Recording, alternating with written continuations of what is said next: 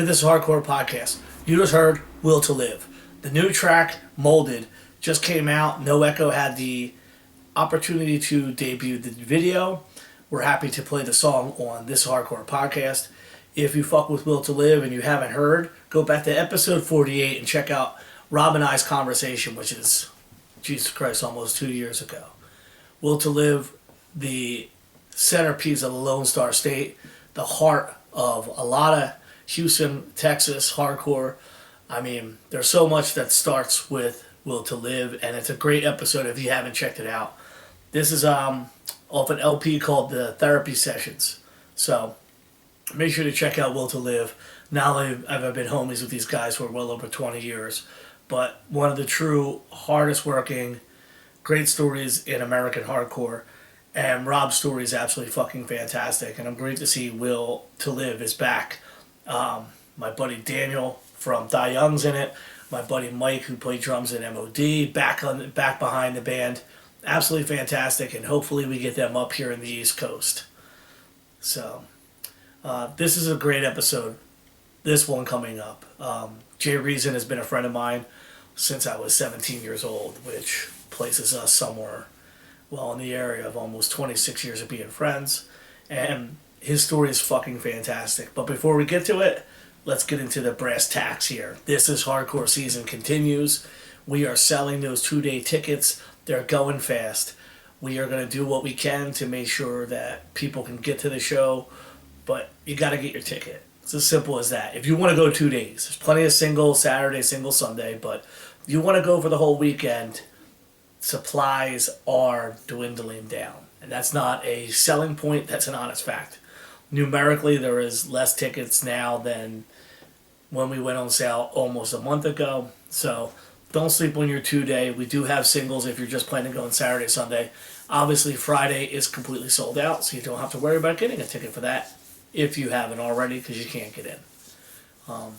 Philadelphia hardcore shows have been absolutely fantastic and will continue to be fantastic because of Bob Wilson, Alex Bradley, Ben Stuckey, Chris X, and even every once in a while I throw a little show on here and there. I'm going to scroll through our shit. The next show we got is May 4th, which is Last Man Out, Ephemeral, Symbiote, and Shot Out. This is at Bonk's Bar. You know Bonk's, you know the saying, be there. And then we don't have much on the calendar per se for right now, but make sure you go to the Hard Times Tattoo Flea Market. Every time we've done them, they've been fucking fantastic. Hard Times in the Northeast Philadelphia. My brother Mike Hooligan. Alex Bradley is a piercer there. We have all of our friends there. Hardcore kids galore. Tons of cool shit to buy, good food, and a great way to hang out. And then May 21st, it's a No Pressure. Well, that show sold out. We have June 2nd, a show that we announced 2-3 weeks ago. That's Sensugabog, Jarhead, Fertilizer, and Stabbed. That's on sale right now. June 2nd. Don't forget about that. June 2nd. And then we have a new show announced last week, which was Omerta, Mood Ring, Gates of Hell, and Moral Code. That's going to be a Mocha. That's an Alex Bradley show. Tickets are available for that, but that's a small venue, so don't sleep on that one. And then June 23rd, Incendiary, Volcano, Simulacra, Scarab. Woo! That one's, I'm not bullshitting you, halfway through the tickets. So we're on the downside of that show. Don't sleep on that one. And next week I'll announce the June 24th show. We're getting close. We got to get that one out there. But it's going to be a benefit for Kev 1 at the First Unitarian Church. Full lineup coming. And since we're talking about reunions, it would be remiss because today, Friday, the show goes on sale to anyone who didn't have the Tied Down Fest tickets. Cold as Life is back. If you hadn't gone to it, make sure you check out the episode with Jeff Gunnels I did 2 years ago. Probably one of my favorite conversations to have. Long-time friend. He's back. This lineup's unfucking believable.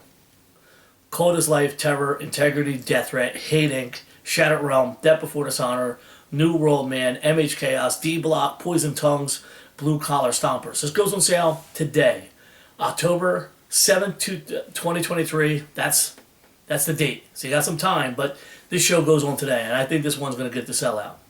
It's at the Russell Industrial Center in Detroit. With I believe that's the same place where Tied Down Fest is. I'm gonna have Jimmy and Kurt from Tied Down come on and be a part of the podcast soon. But yeah, very proud, very honored to be a part of the Cold as Life benefit show, the reunion show rather, and so excited for Jeff and the guys to return to the stage. So October 7th, Cold as Life is back. Interesting hardcore world. Thank you for those who watched the video I put out last week, and we are moving forward not only in video but also continuing our podcast. So thank you for supporting us. Like I said, Jay Reason from Connecticut. His story is fucking fantastic. If you want to learn about how to be able to get to the next level of things, or you got to take some input from this interview, the things that he brings up, the way that he goes about things, and kind of like a not careless, not clueless, but because he doesn't have the thought like, oh, I can't do it. He goes out and does some amazing shit. He worked with Jamey Hatebreed through the entire rise of Hatebreed, through Stillborn Records to the late 2000s, and he continues on. His band, Voice of Reason, we talk a lot about that. We get into the distance, and then we talk a little bit about just generally what he's up to now with his record shop and his record label, Static Era. Again, somebody I've been friends with for a long time. I was just the guest on his podcast with Isaac, Danny Diablo's Den, number 13. And check that out as well. But I'm not going to talk too much on this one. I'm excited about having this one come out. And thank you, Jay, for having me on your podcast. And I'm glad to return the favor. Keep listening. These podcasts are going to start coming out, maybe not just on Fridays. We got a lot of people who are playing This Is Hardcore. So we're going to try to fit as many people in between now and This Is Hardcore, which is the first weekend of August. And also, before I leave, big shout out to the Young Brothers for bringing back Twitching Tongues. I'm sure at some point they're going to play Philadelphia and they're going to tear the roof off this place. So, Cold as Life is back. Twitching Tongues is back. Will to Live's got a new song. And you're about to hear a 2-hour conversation with me and Jay Reason. So, Fuck yeah. this is a fucking awesome one for me.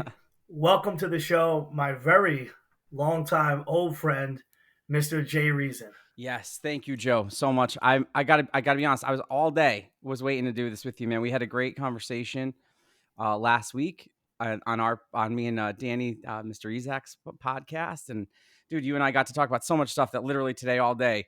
I said to Viv and everybody else, I said I'm gonna be fucking busy today for a little while because I said me and my boy Joe are gonna go and we're gonna go back in a time We're machine gonna go way back, and we're baby. gonna go It's gonna way be back, awesome. and we're gonna talk about letter writing and fucking thank you lists and fucking CDs and all the shit in between, man. So, dude, thank you so much for having me on your show. I very much appreciate it, dude. I don't do a lot of podcasts, not because I don't get asked. I do get asked. I just am very selective. I have always wanted to be on yours, dude. So thank you again for doing this, and I want to thank you for being on our podcast. The episode was awesome.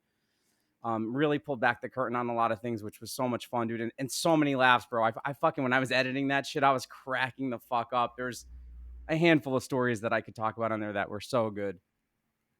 No, man. And honestly, being a part of your podcast was important to me, not only because of my relationship with you, but with Isaac, but also because sometimes the podcasts that I get asked to, I feel like it's awesome young kids who want to ask questions, but we don't have that kind of automatic friendship, the laughter.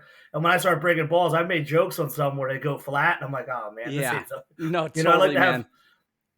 the fun. I like to mix it up, and the energy was great, and I really appreciated being a part of Danny Diablo's Den Yeah, podcast. That was awesome. I'm like you, man. Like you said, I definitely, when I do these, like I said, I've done a handful of them. They're always people I know, always people I feel very comfortable talking with, like yourself. I get asked to do a ton of shit, just a lot of business, music business type of shit, just because of the nature of the shit I'm involved in present day. And I don't even really like doing those, man. I think it's there's a scene for that. It's just not my thing, man. I got to feel comfortable with the person. Again, I don't want to say, I know if I'm talking to you, whatever I say, you know exactly how I mean it, versus if I talk, to something else and maybe say the wrong thing, somebody might interpret that differently. No, and it's with this. We're gonna start this where I like to start a lot of things. I know you from your very first band in Connecticut, but I've always, now knowing that you have Cubano culture Yeah. in your bloodline and all Yeah. this other stuff that I looked into and we just talked Yeah. about. Where Which is did you crazy. grow up in Connecticut or So yeah, did so you move to Connecticut? no, so both my parents came over. Like my dad was in high school, my mom was in high school too. They met here. They're still together till this day. They had me and my brother. Shout out to my older brother John. They had us pretty young. Literally like grew up in a house where little English spoke. So I speak Spanish. Till this day. A majority of my family, my grandparents who aren't with me and us any longer, didn't speak any English. So, dude, I mean, up until I was probably 10, 11, would go with them and order like McDonald's for them in English or go and translate for them and shit. So, like, a lot of shit like that. Um, so yeah, man, like they had us really young. I grew up in Connecticut. The house was always had music and shit. My parents were always like really into like I was just telling you before we joined on, we just had my dad's 70th birthday and it had like a DJ and disco music and stuff. So that was kind of always the vibe. Um, yeah, man, it was a really, really cool thing. And it's cool to see them still together. They're getting ready to celebrate 50 years marriage in August, which is pretty cool. Dude, no, congratulations to them. I think when I think about Connecticut hardcore, you could start from so many different points of view. The guys before me, who I'm still friends with, the old Philly guys, would go up to the Anthrax Club. But, for us, the first shows were like the Tune In, Yep. the skate park. And then we made I think we made like two trips way early up to the LNG. And I thought I was like I'm like, this Yeah, is we like used where to Sasquatch is. we actually we used to, no disrespect to any of my homies in that area. We used to call that the Europe of Connecticut because it was like you might as well have been. I mean, Joe, when I tell you that shit was like another scene, bro. There was, and this, I know we're gonna touch on this a little bit. This is just gonna show you how small the state was, like pre-internet type shit, right? Because now it's like you throw something up on the internet, bro, in the state, everybody fucking knows you. This felt like, LNG from, I'm in Milford, Connecticut. I don't know if anybody knows where that is. It's like New Haven area. LNG is like 45 or 50 minutes, right? Which is fucking nothing. Dude, it might as well have felt like you were in literally Germany, because it just felt like such a different world. And the bands were so different. The styles of music and dress was so different than what we would call like the main hood of kids, like the New Haven kind of Fairfield area Yeah. kids. But yeah, dude, you're right. That just was fuck. I mean, bro, that's sometimes I'll go out because the casino's out by there, and that still feels fucking far as fuck. Now, being a Spanish speaking American kid in New Haven, what was the music that got you not too hardcore, but like the first music to get you on the way to finding hardcore punk? So I gotta say it's for my brother. My older brother was a Hessian metalhead, Fuck so yeah. yeah, he was like, Does he still have his long hair or no? you know what, dude? Yeah, he grew it back years ago. It's actually longer than ever. So he was Fuck yeah. always Good job, John. yeah, he was a fucking shredder. I was always really jealous of how amazing of a guitar player he was. He was in some hardcore bands that didn't really do anything, but luckily he would let me kind of tag along, But I would say like my first exposure to something. So I think Joe, like you and I are pretty close in age, if not the exact age. I'm 44. So I was a hip hop kid, and that's what I fucking loved. Like super into hip hop growing up, and being Did exposed to my. you get hit by the kids on the street or did you hear it on the radio So my first? cousin, my first like very early memory, and I don't even know if I should have like been exposed to it at this age, but I was like, man, second grade, I think, and I had my cousin Paul, who is my brother's age, and he'd call me on the phone because he was you know, single kid, no brother, no sister. So he would call me. I was like, a little kid, and we would just talk on the phone. And he had Beastie Boys, License to Ill, and I would be like, "Yo, Paul, play me Brass Monkey," because I was a little kid and I would just love hearing the monkey. Like I thought it was so funny, and he would play it for me over the phone. So I was always just into hip hop, and that was kind of my exposure to that. But my brother first played to me. It was Misfits. He had Walk Among Us on cassette. And Joe, I just thought that shit was the coolest thing, dude. I remember he had it in it was a white Ford LTD that my dad gave him, had tape deck player. He fucking put that shit on. And like I said, he was always a metal guy, so he was the dude who was into like real crazy shit at the time, dude. Slayer, Obituary. He loved all the real heavy shit.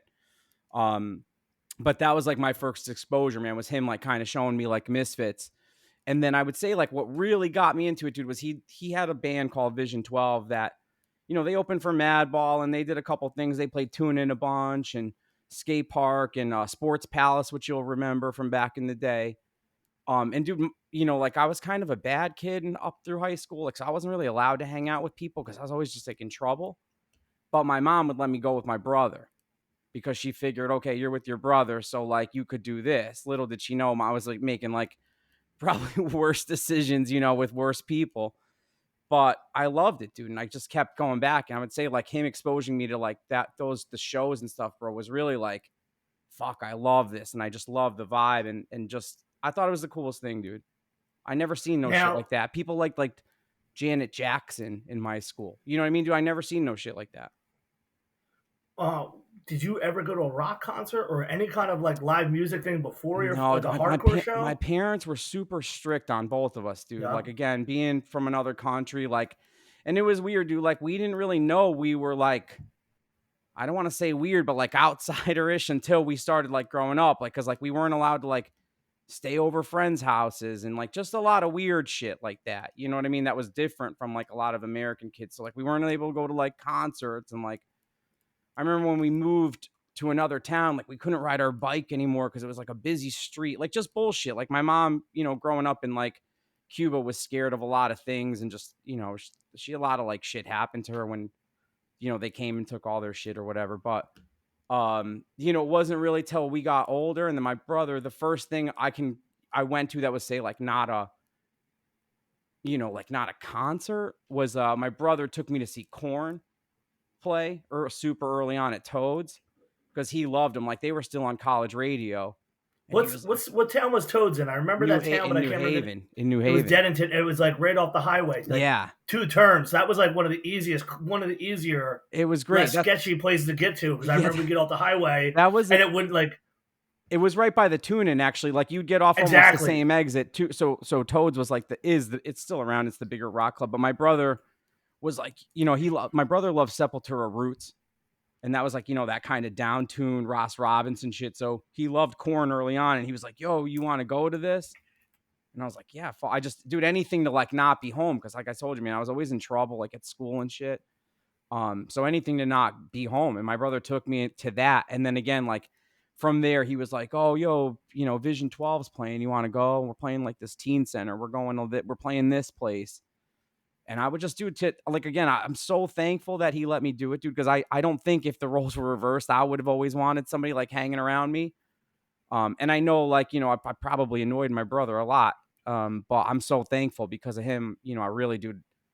Like I said, we were talking about this on the podcast the other day. My whole life has kind of been built around this whole thing. So when you get into this, obviously the internet gives us so much more than what we had when you and I had coming into this. How did you even make the first steps towards getting?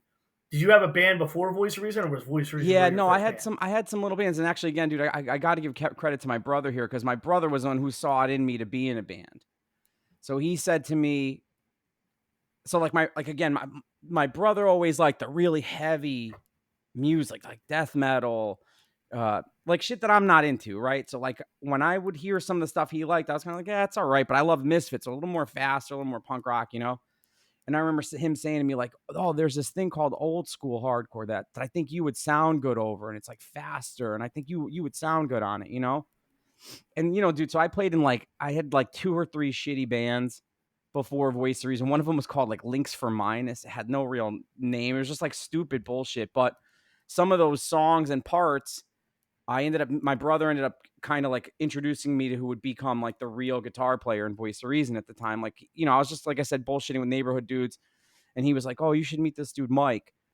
And Mike kind of like joined, what was turning into Voice of Reason. And he brought in actual like real song structure, and he listened to like cool West Coast punk rock, like a lot of like Oh Fat yeah. Wreck shit. So it was like this. It was like, again, dude, I got to give credit to my brother because he saw it in me to go and do this when I was just like kind of still into hip hop. Dude, I was getting into a lot of trouble, just like causing a lot of grief from my parents for really, dude, I was just a teenager, dude, just like in a town that really, dude, I didn't know we were poor till like a certain age. And then you realize you're like, oh, my parents just like were able to buy this house like in this town. We're not like rich, you know what I mean? Like I didn't have like fucking Reebok pumps until they were like almost out of style. Like, you know what I mean? Like shit, like like, dude, I took the bus until I wasn't in high school no more. Everyone else is like driving in and I'm like, yo, I'm taking the bus. Like, like that kind of shit. We were like, um, Connecticut is an interesting place because there's such a Latino community in all the downtowns, but like the TV and obviously you've got Yale, you've got like the idea that like Connecticut is like the white dude with the blonde hair and that yeah. sweater with the V and skull and bones, but you pull off an exit on 95 or 15 and it's like it could be some fucking hood shit Oh pretty yeah, bro. quick. Go to like Bridgeport, Fairhaven. Go to some parts of Hartford. Dude. Even go to like some parts of Waterbury and shit like that. And it's like, it's so funny too, man. Because not jumping You too guys far. got mad trees too, so for us, we would get off the highway and it was always dark by the time we. I've never been till I was like in my early 20s in Connecticut in the daytime. We always got there at night, so all I know is dark trees, and it was either going to be like mostly white kids in the shows, but you had to drive through a hood to get to it, or you Yep. just showed up in the middle of downtown, parked, and hope your shit didn't get broken into. Yeah, I don't think that's still changed. Most of the venues are still in locations like that. The one cool thing I'll say, I guess, now versus even then, man, is like, um, I think Connecticut as a whole, the scene right now is just so, and it's you. I think you talked about this on your podcast a bunch. It's just thriving right now everywhere.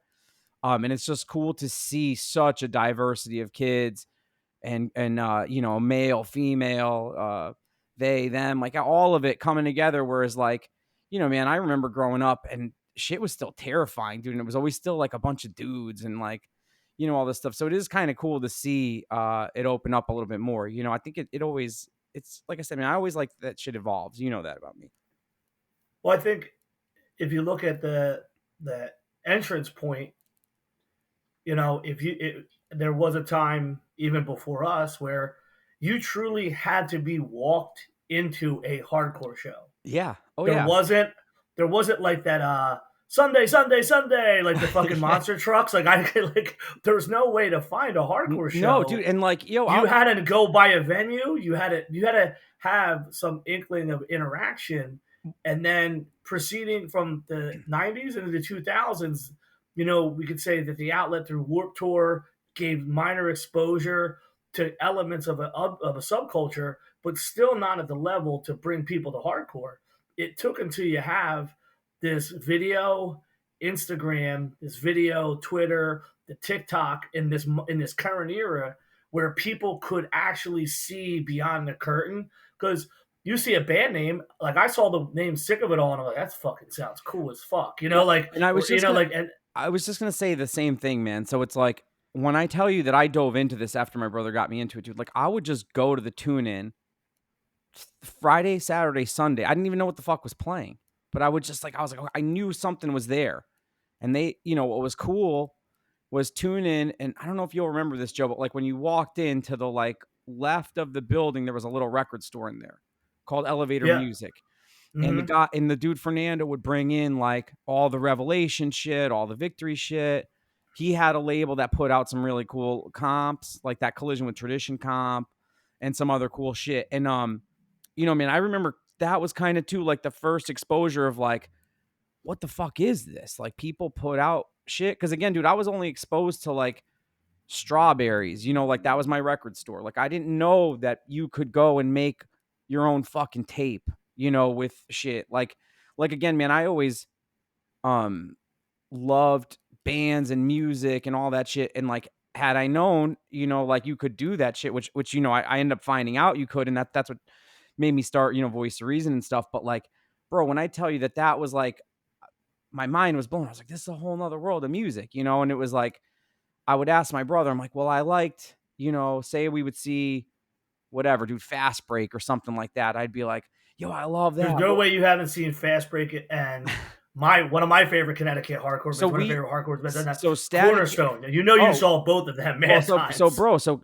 I don't know if you know this, but I'm gonna shout it out really quick. Was so Static Era, my label, actually reissued Cornerstone on streaming, and it was actually remixed and remastered Fuck by yeah. Zeus. So it sounds, when I tell you, it sounds like it was just recorded yesterday, bro. Like if you Holy always love that shit. record, it sounds, dude.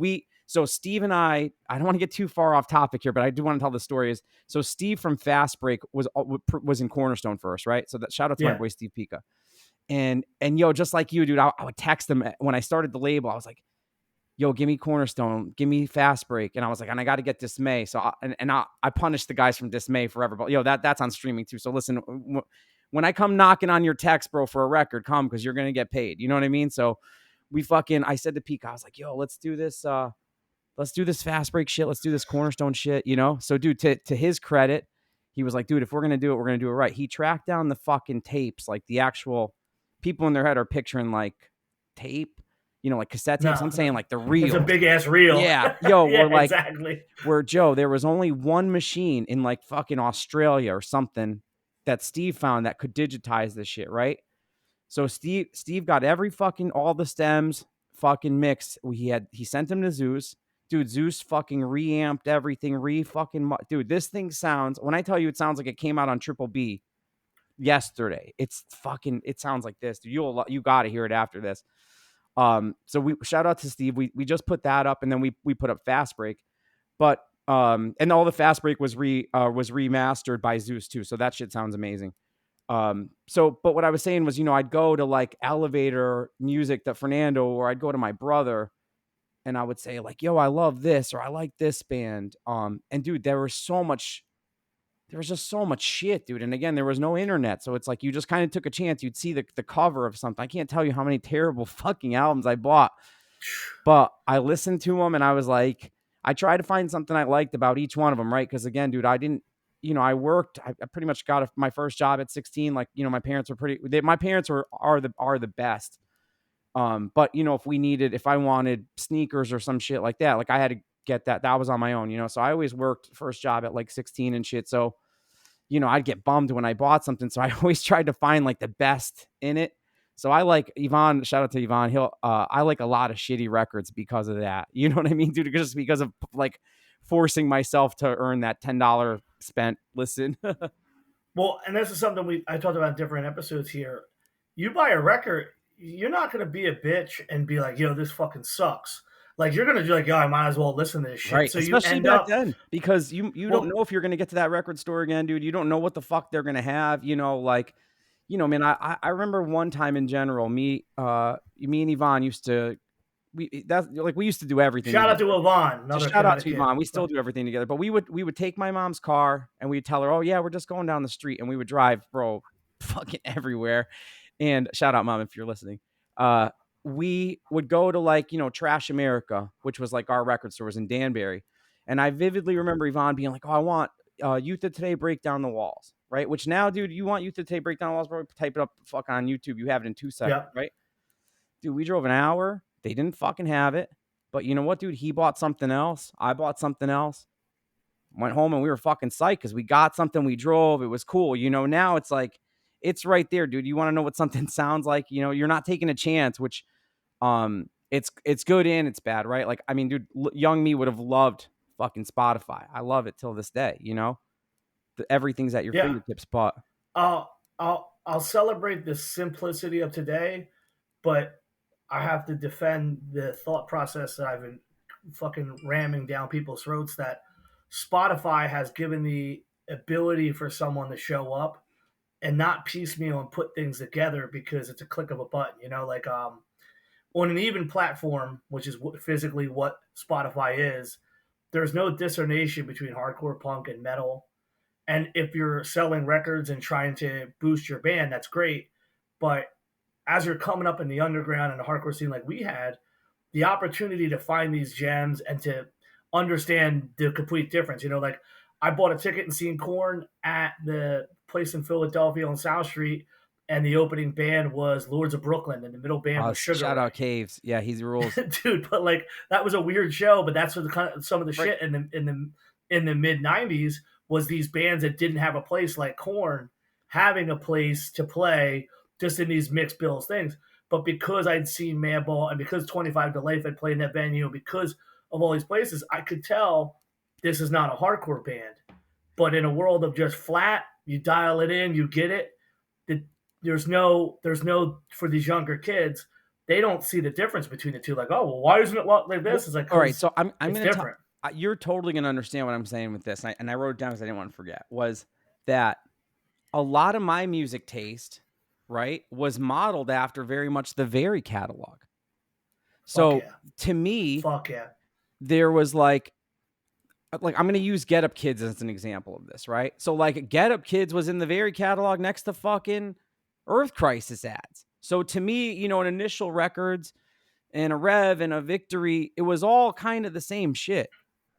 Um, now everything is and I get why they do that, dude. Again, I work in this shit, so I understand that from a metadata perspective, that shit needs to be cataloged a certain way, whatever, right? But dude, I can't tell you how many bands that if you asked me are a hardcore band, that if they were in the fucking Very catalog, I'll be like, yeah, that's a fucking hardcore band, or it's a hardcore Jason band. And it might fucking not be, but because that's how we consume shit. I mean, dude, I used to read that thing fucking cover to cover. Like Joe, I'll tell I you would this. circle. I promise you, I would circle, and then if I really want some, I would come back and highlight it. And for those who don't know, what quick, John Berry from Shout Philadelphia, out. I John mean, Dudek, rest who's in peace, passed. John. Yeah.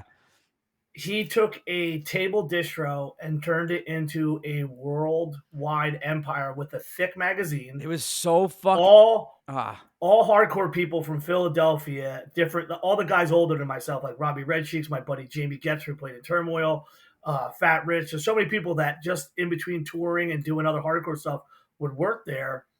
This catalog, basically pre the termination of Revelation, is the big distro now. There's not that right. many others.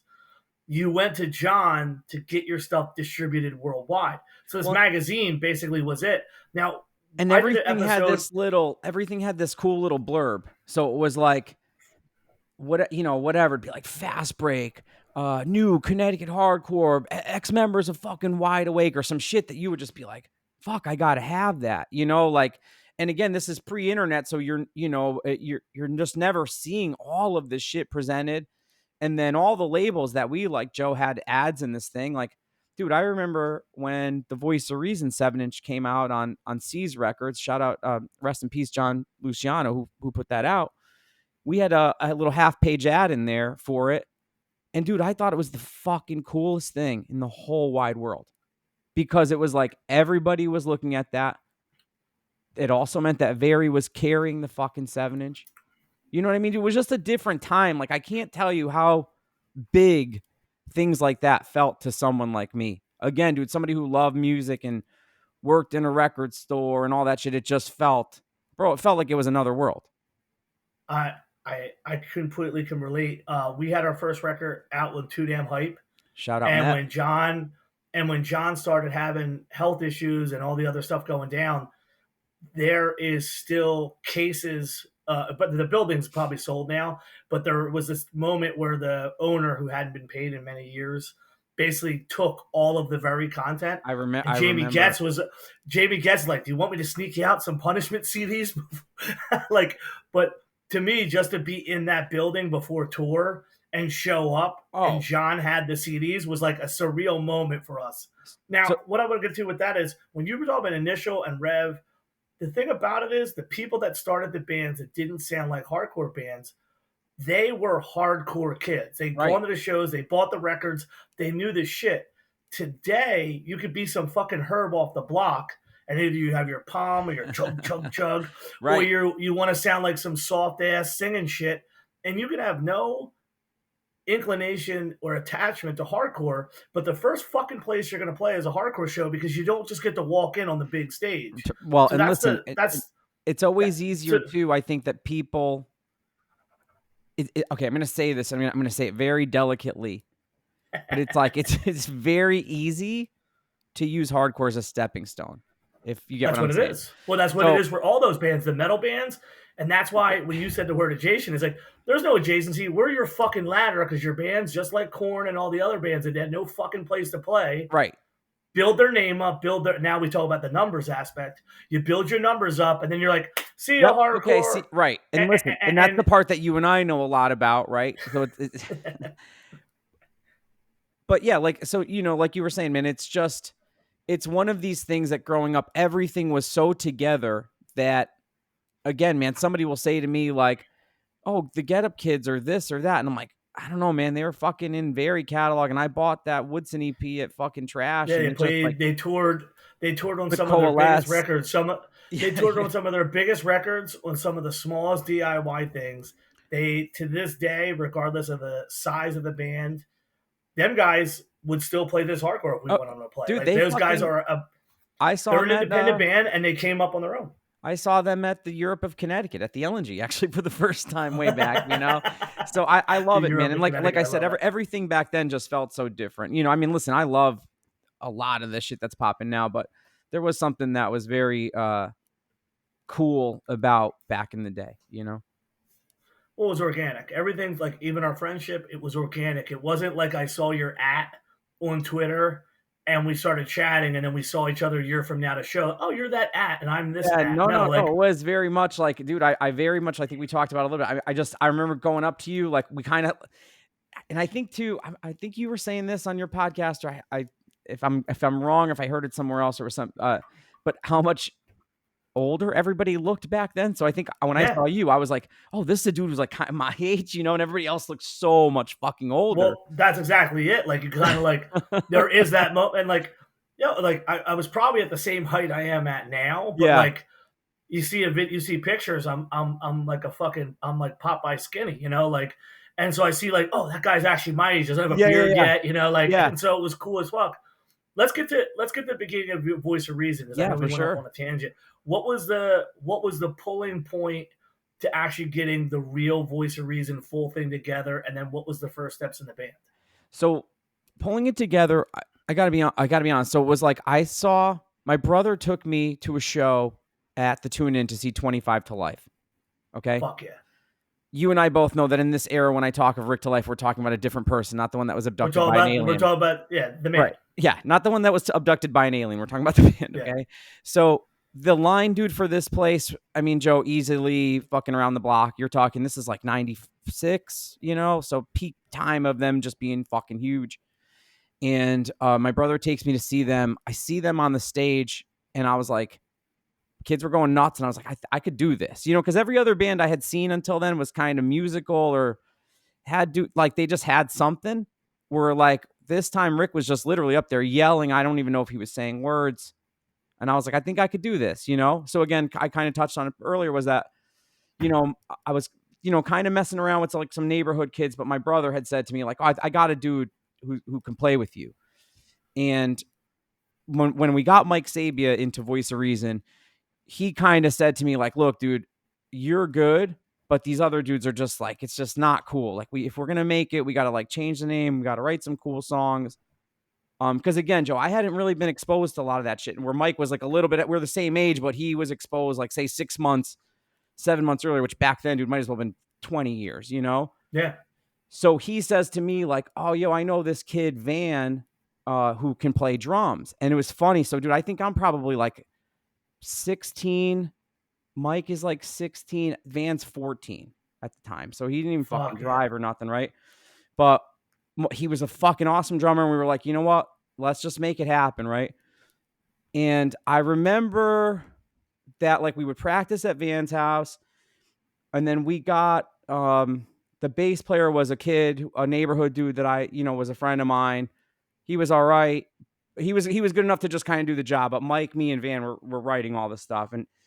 And we were like, let's like really try to make these songs good. So dude, we would practice, and again, dude, back then we didn't have nothing else to do. There's nothing, there's no video games, there's no internet. So we would practice 2 or 3 times a week, which was mostly hanging out, but you'd play sometimes, I'm sure, similar to like, like your practices then.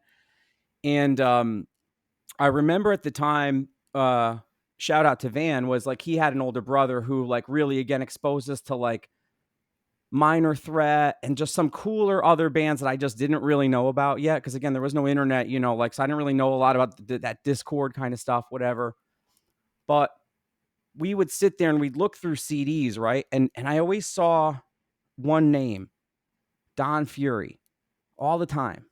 Every record, dude, like GB, AF, all this shit, right?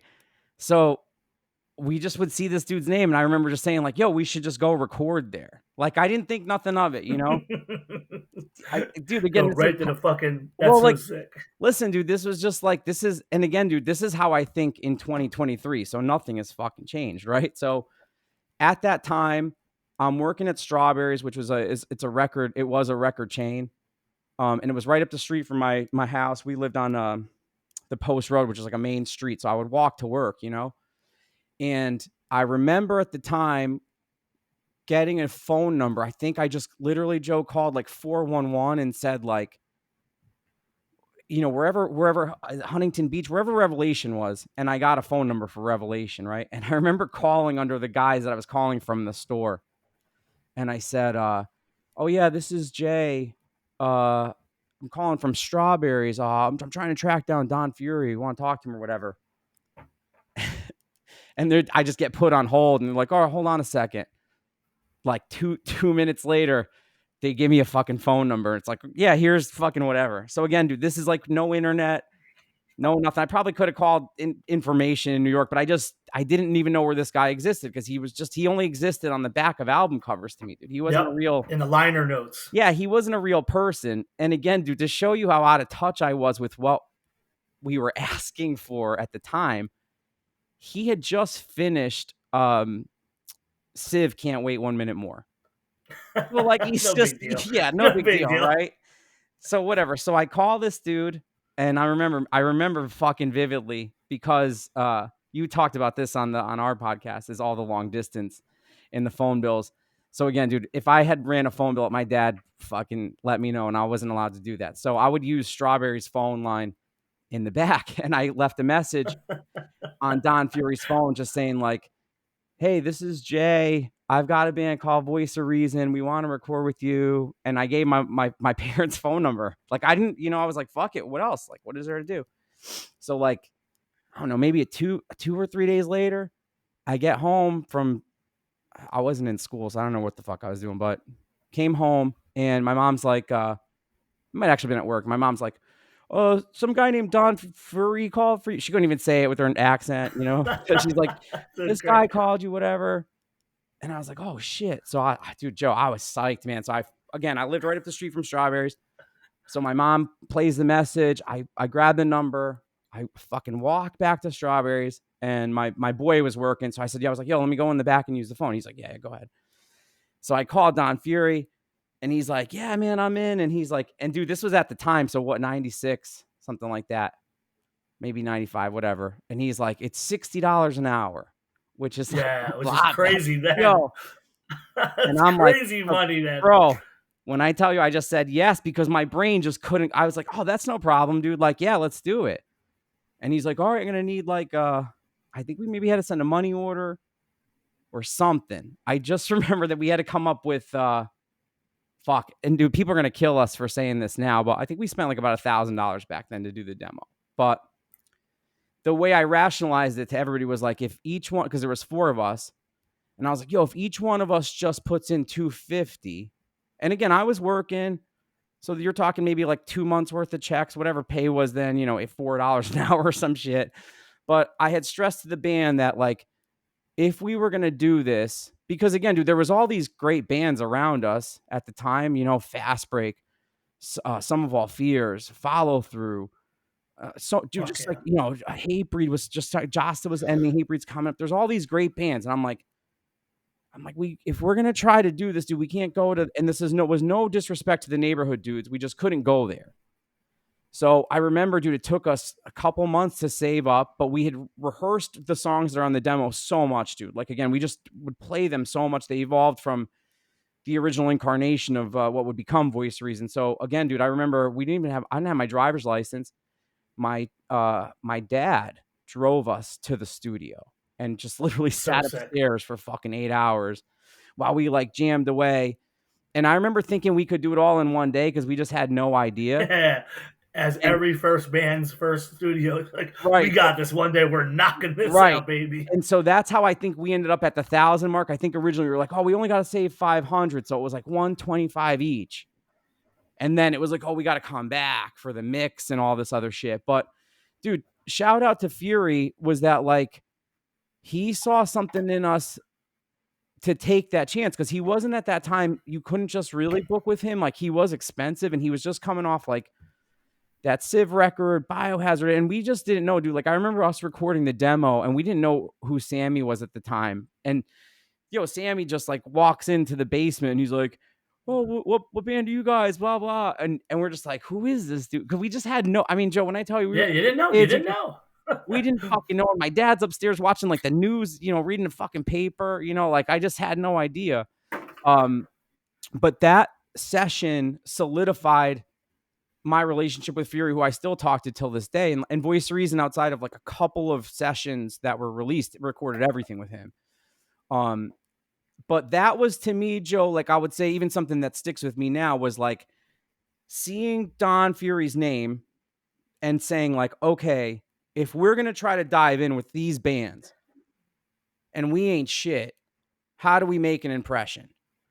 And I got to be honest, I think it disrupted a lot of the old heads. I mean, I later found out in later years, people were just like, it was just so crazy because you guys just record with Don Fury. And it was like, there was other bands who never did that. But I was like, I just fucking called them. I didn't know that that was like a weird thing. You know what I mean? So it wasn't my fault. Like, we just saw the dude's name. But I guess that Well, ruffles people's older, but I didn't know, bro. I just knew that like I wanted to be taken seriously. I wanted to do something that sounded legit. And that dude's name was on everything. so you gotta break this down. You have a bunch of dudes who are in bands, and they think some label's gonna call you and say, "Hey, I want to record you," and I got Don Fury, and this motherfucker, his discography, his body of work, even just between that point, touched some of the greatest hardcore records that will Oh, ever be recorded. But the thing is no one who did those recordings were like, like, oh no, we're waiting for Don Fury. Like, you got to call that motherfucker. When yeah, Blacklisted went to Stoughton, Mass, with Siegel. Jim Siegel didn't know who Yeah, he didn't know who fucking Blacklisted was. They knew who Jim Siegel was, but people weren't fucking with Jim for a while. right. Blacklisted brought him back Totally. because no one was going to Jim, and that's the thing that when my viewpoint, which is different than yours because obviously you're so close to your own band, and for those, which it's great that we had that kind of like the talk about 25 delay because it plays in.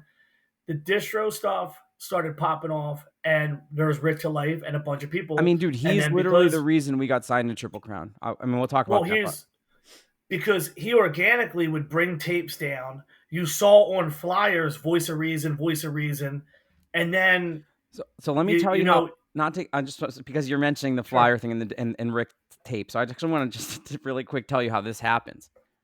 So we record that demo, and my brother at the time had kind of explained to me that what we'll call like the Connecticut divide, which was Jasta was leaving Jasta 14 to do Hatebreed, and then that meant he wasn't booking shows at the Tune-In, right? So like there was like the shows at the Tune-In, and then there was the shows that Jasta was doing, which the shows Jasta were doing, bro, were just, I mean, those flyers I'm talking about early on, right? So my brother had said to me, he was like, you got to get a demo to Jamey. And Jasta was outside of a show, and I didn't know him, and I just went right up to him. I was like, hey, man, I was like, my band's called Voice of Reason. Or actually, I think it wasn't even called Voice of Reason, dude, yet. Like, I can't remember, but I gave him a tape, and I said, like, yo, if you need somebody to open or something, give me a call. And dude, the first show he offers us, and again, dude, like, so keep in mind, I'm a Spanish kid, so you don't do anything on holidays, right? So Jamey calls, Yeah. and we had been playing the Tune-In a little bit, stuff's like kind of not popping off, but we were definitely grinding it though. And he calls and he's like, yo, I need somebody to play Easter Sunday with Cold as Life and like a bunch of other bands, right?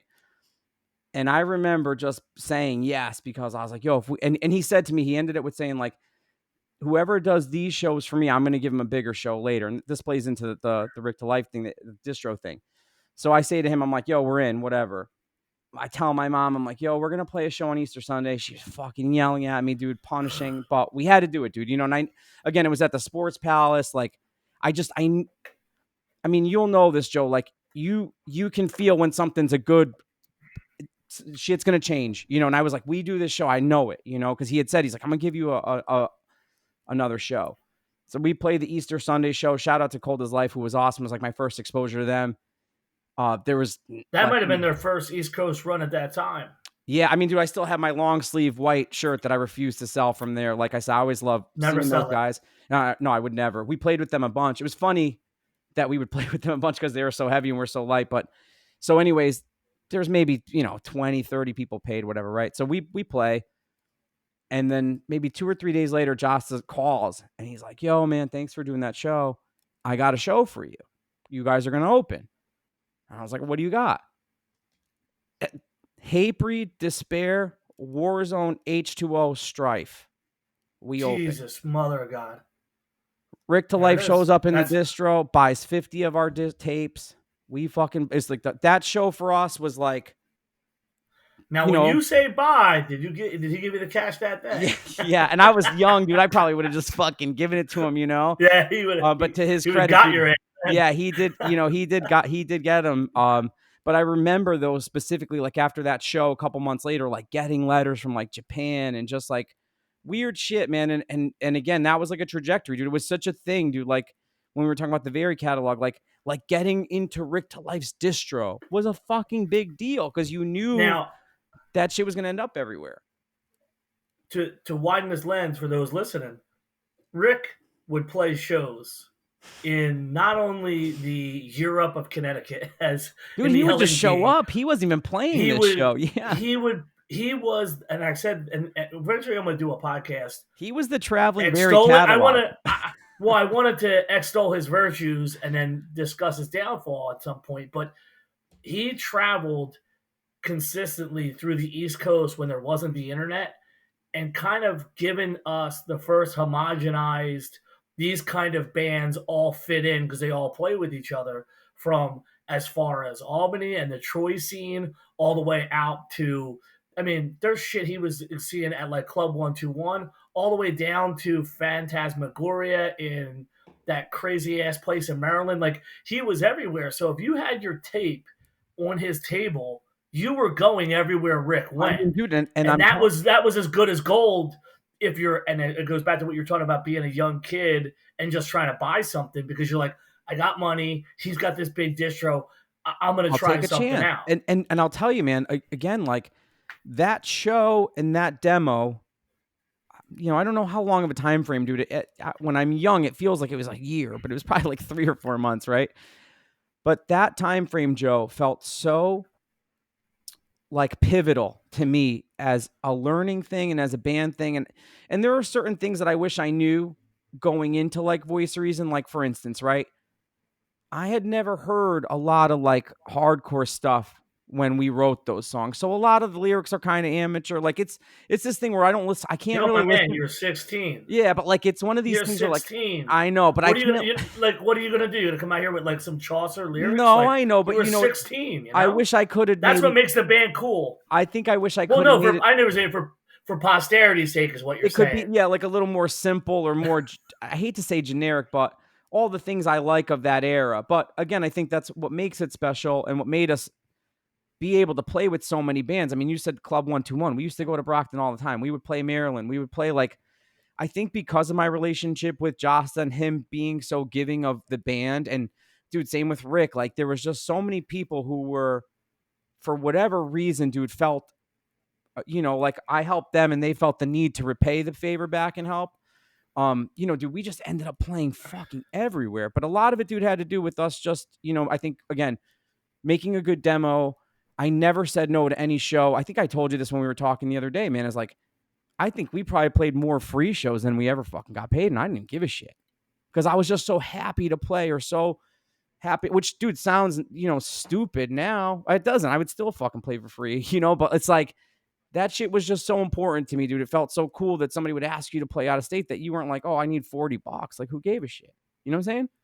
Well, I don't want to derail from your story, but I could go on. I could tell you, I could do an entire podcast on the early guarantees and handwrite letters. Right. Because it's so silly. It's like $40 plus gas and tolls. So right. You're like, I'm a little kid, like, what's the tolls from Long Island? Right. Like, I didn't figure this shit out. Right. But what I got to say in my lens to Voice of Reason was that, and you touched on this, at the time Voice of Reason was playing in Philadelphia, There was the whole Atari 97A, Rancor, Rain on the Parade, all these people that were trying to revive the glory days of the rev scene, and they were very gatekeeperish by today's standards. Like, Totally. I mean, and you we know, got if you shunned. didn't, Yeah, no, I mean, dude, those and that's all, where, and yeah, I'm glad you those dudes said hate, and shunned listen, and because like those dudes, and I'm gonna say this again, dude, very delicately. It's something that followed into like the distance. Like I was never, and I don't know what the perception is, but dude, I was never like a quote unquote cool kid, right? Like I never, and you know this about me, dude. Like we never got along with none of those bands because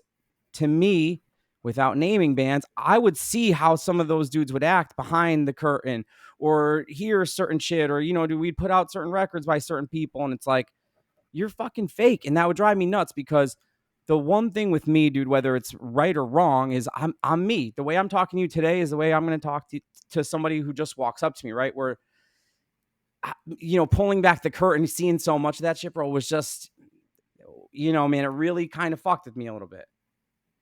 well, so you know, like that's where my shit got fucked up because they would call like 25 to Life and Fury 5. They go, there was like a joke like, oh, that's like Joe Hardcore, because I started booking those kind of bands because the less popular, the lesser known, like Overthrow would come and play Yep. 25 to Life.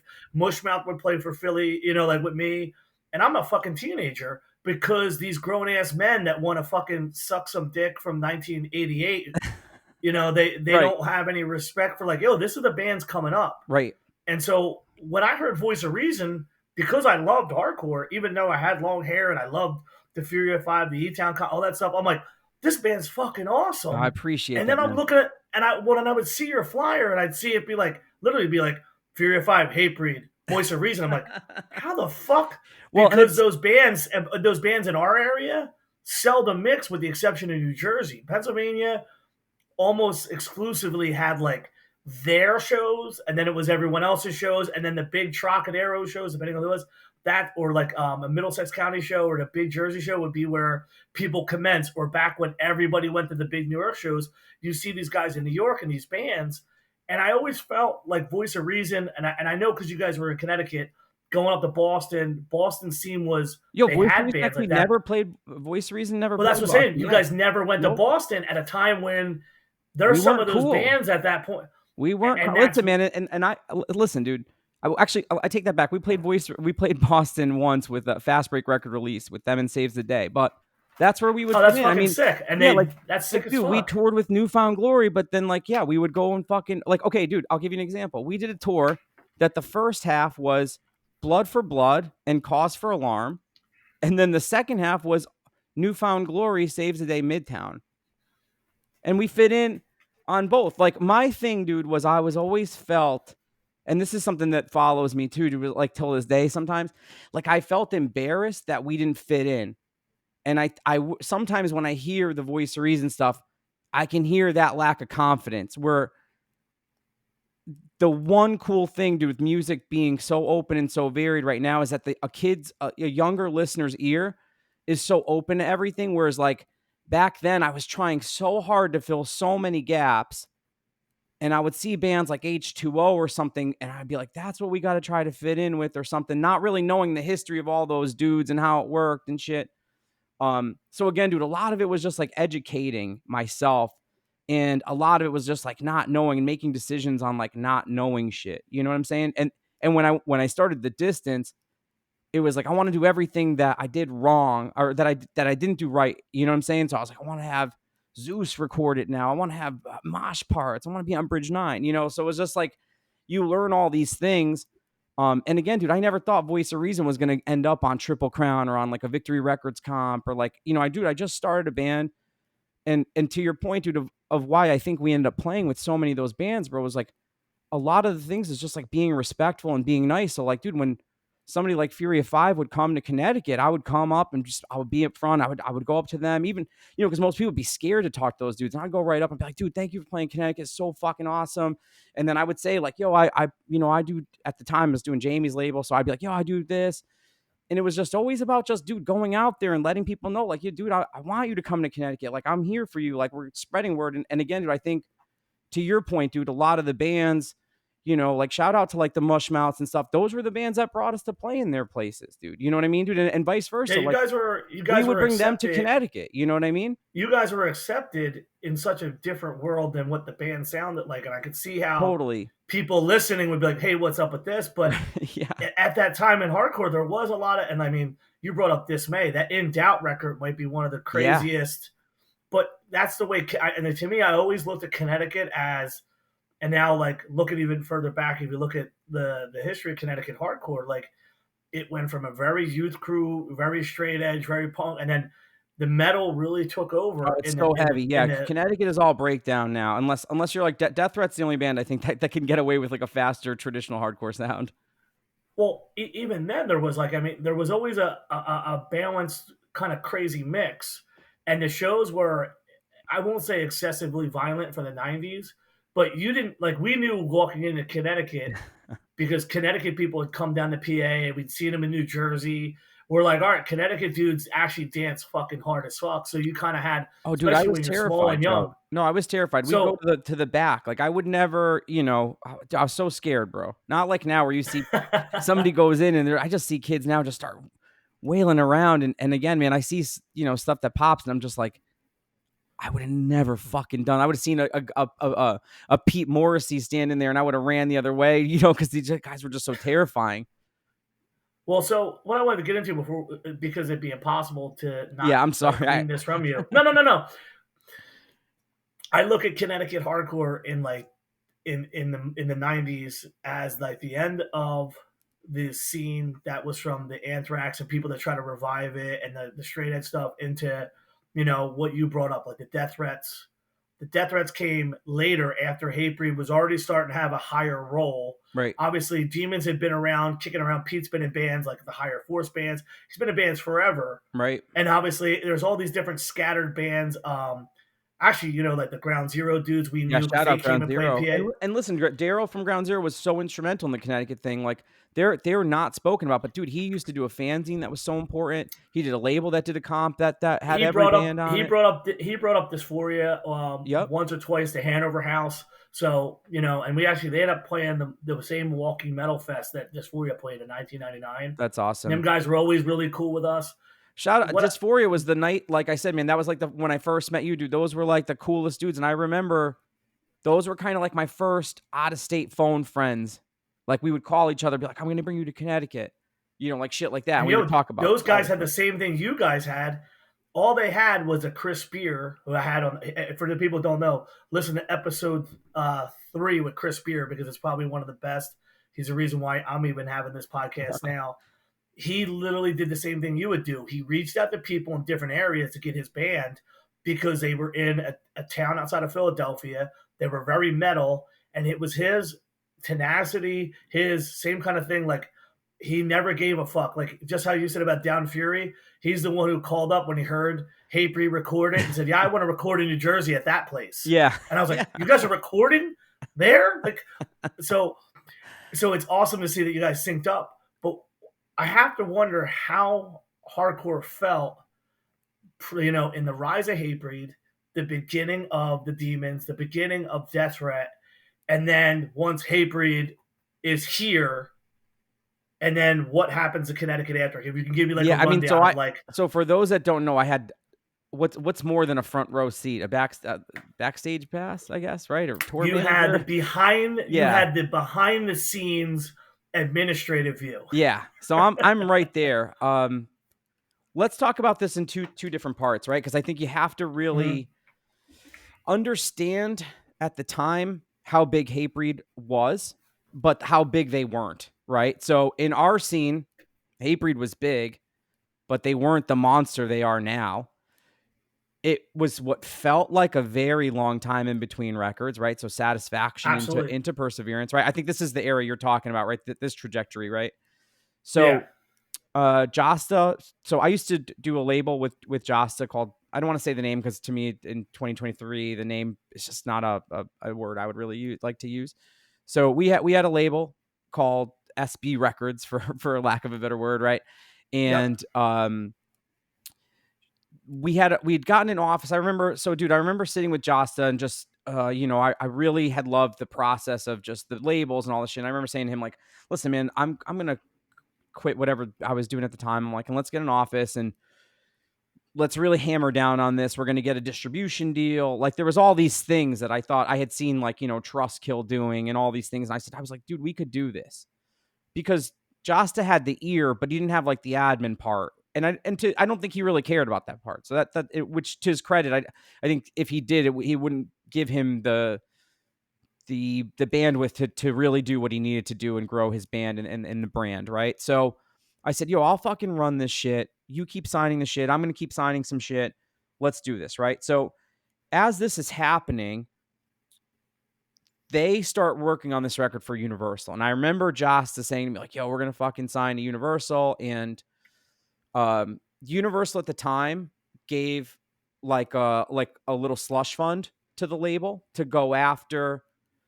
Probably the easiest way to explain it was, say, like, if there was a zine, and dude, even if it was like a kid who made 10 copies at Kinko's, we were taking an ad out for Perseverance in it, right? So that was like the thing. It was like anybody's zine. It didn't even fucking matter. It was like, I'll take a banner on your fucking shitty block. Like, it was just everywhere, right?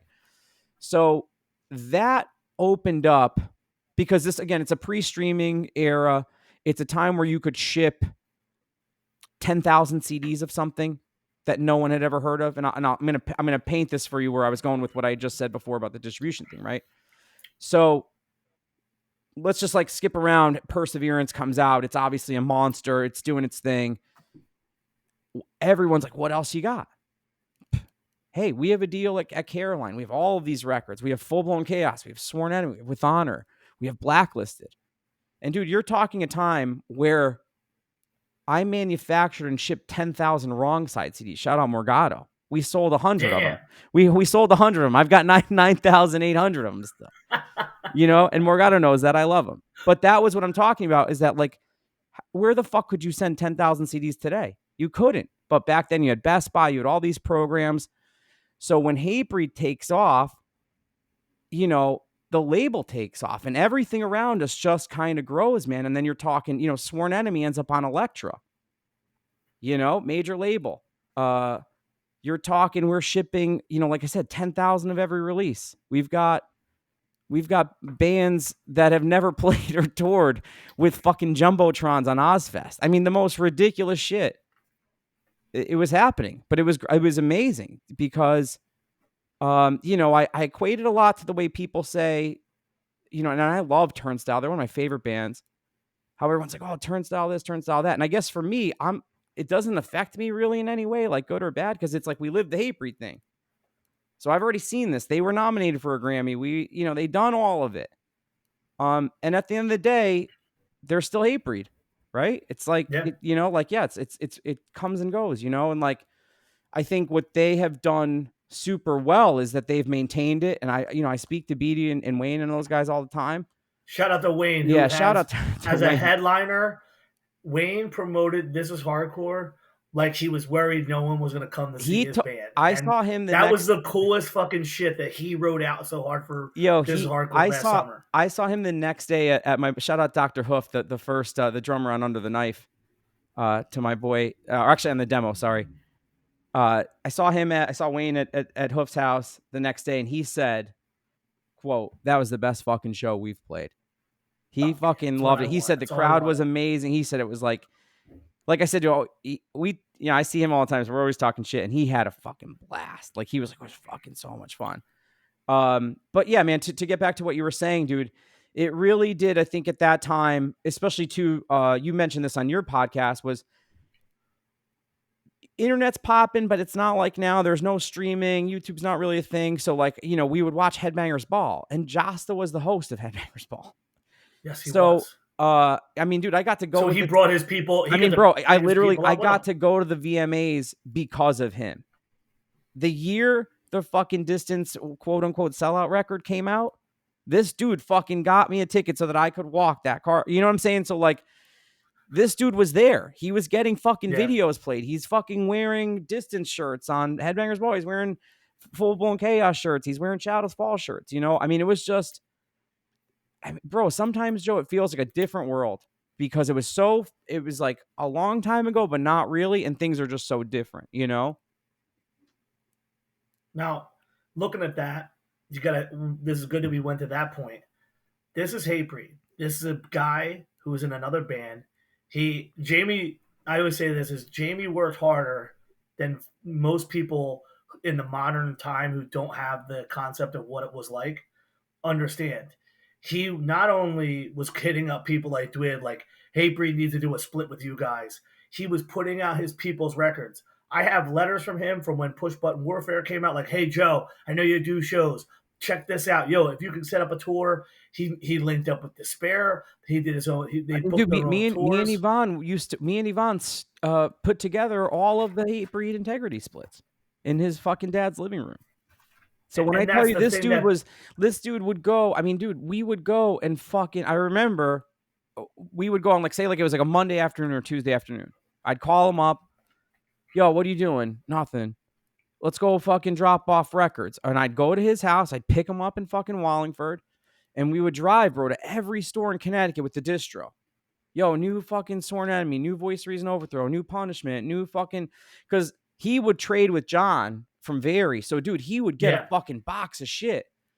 And it was like the best because he would always say to me and Yvonne, like, yo, you guys could get first dibs, but you got to bring a box of distro to a show and then give me the money. So we would get psyched because we'd get like a brand new two or three brand new CDs, but this dude make like couple $100. But we were just so excited to get like whatever was brand new that maybe he only got 2 CDs of, and we're like, oh, fuck, new Earth Crisis or new whatever, you know? But it was, dude, like you said, it was just this dude was on another... I don't think people understand because there was no TikTok. There was no fucking nothing. This dude was like a fucking TikTok. You know what I mean? He was just always, you know, and I credit him so much to like how much I know how to navigate through shit because this dude was always on shit and just always being like, you know, like I'd sometimes would have like a woe is me attitude about shit. And he'd be like, dude, you got to get over that shit. So like there was a lot of shit about that, you know, like I said, man, he was really just doing shit on a whole nother level, man, that I don't think anyone, unless you were our age and around him, I don't think you could understand it. I don't think I could do justice to explain it. So, Hatebreed, you know, and it's good that you said that they go from splits. Obviously, the demo, and the first time I heard the Hatebreed demo was in a car after a show, 25 to Life, because we bought it. Then I seen Hatebreed play with 25 to Life in 63rd and Race in Southwest Philadelphia. Then I go ahead and the Under the Knife comes out. Actually, no, I heard a track on a split 7-inch. It's a 4-way split. The one with on Pin Pinpoint Drop. Records. Yeah. Pin Drop Records. Yep. And I marked my words. Fucking, that's the and I best heard version of it. And my mind was like, yep. At that point, when he says that build up before the breakdown, for the rest of your fucking life. Yeah. Oh, so good. And that was it for me. I was like, this band. And to me, because of the window of time, you wouldn't think it took that. It felt long probably for all the process and all the work. That was it. Boom. Next thing you know is we're seeing Hatebreed every fucking weekend. Yeah. Won some crazy dude, shit. And then go with them up to Moosic, Pennsylvania, to like CC's. CC's, baby. Yeah, that's the all the time, man. I fell in love with the girl up at CC's, man. Like, you know, it's hard not to. The 90s PA hardcore girls were all dimes. Yeah. They were all dimes. But what they're all older than me, so I never. What I wanted to say, Joe, about Hatebreed really quick, and just a little bit of to kind of paint a picture for the listeners of pre-internet shit, right? Hatebreed had just finished recording Satisfaction at Trax East, right?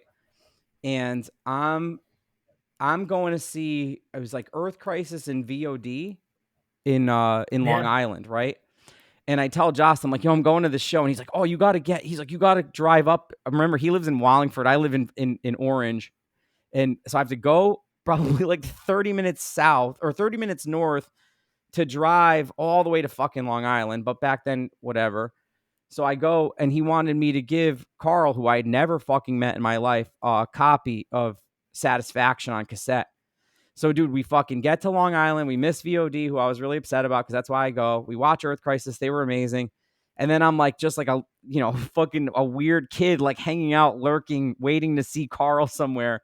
And then I just go up to him. I'm like, are you Carl? Which I know that he is, obviously. Yeah. And he's like, yeah. And I'm like, Jamey told me to give you this. And I just fucking hand him a tape of Satisfaction. He's just like looking at me, super fucking confused. I don't really know what to say. And I'm just like, okay, see you later. And that was like it. But dude, it would have, imagine back then he would have had to fucking mail it. Who would have known if Carl would have gotten it? Like I got it to him. You know what I mean? So it was just, that was like how shit was back then. And I mean, again, like I did, I ran Jasta's label till right around probably like '08 in that area, which is pretty much like right when it started winding down. But dude, we put out some monsters. We put out Blacklisted, Full Blown, Chaos, Sworn Enemy, Push Button Warfare, With Honor, Risk Taken, some really great stuff. Right Brigade.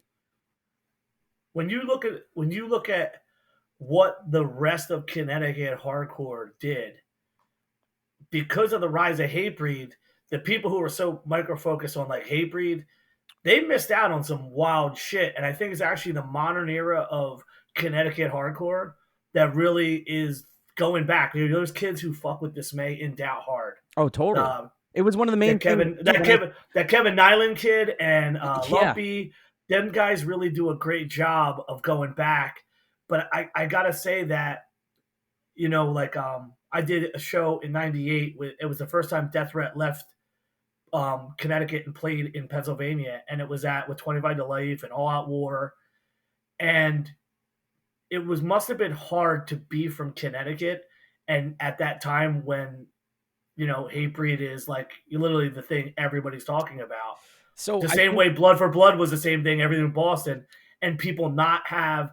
Oh well, they're from Connecticut, so and then here's the comparison of Hatebreed again. I think in Connecticut, and it's still like this, dude. And again, I'm not trying to be rude or nothing, but it always goes back. I think in every scene, dude, it's like who you know or who's kind of signing off on you.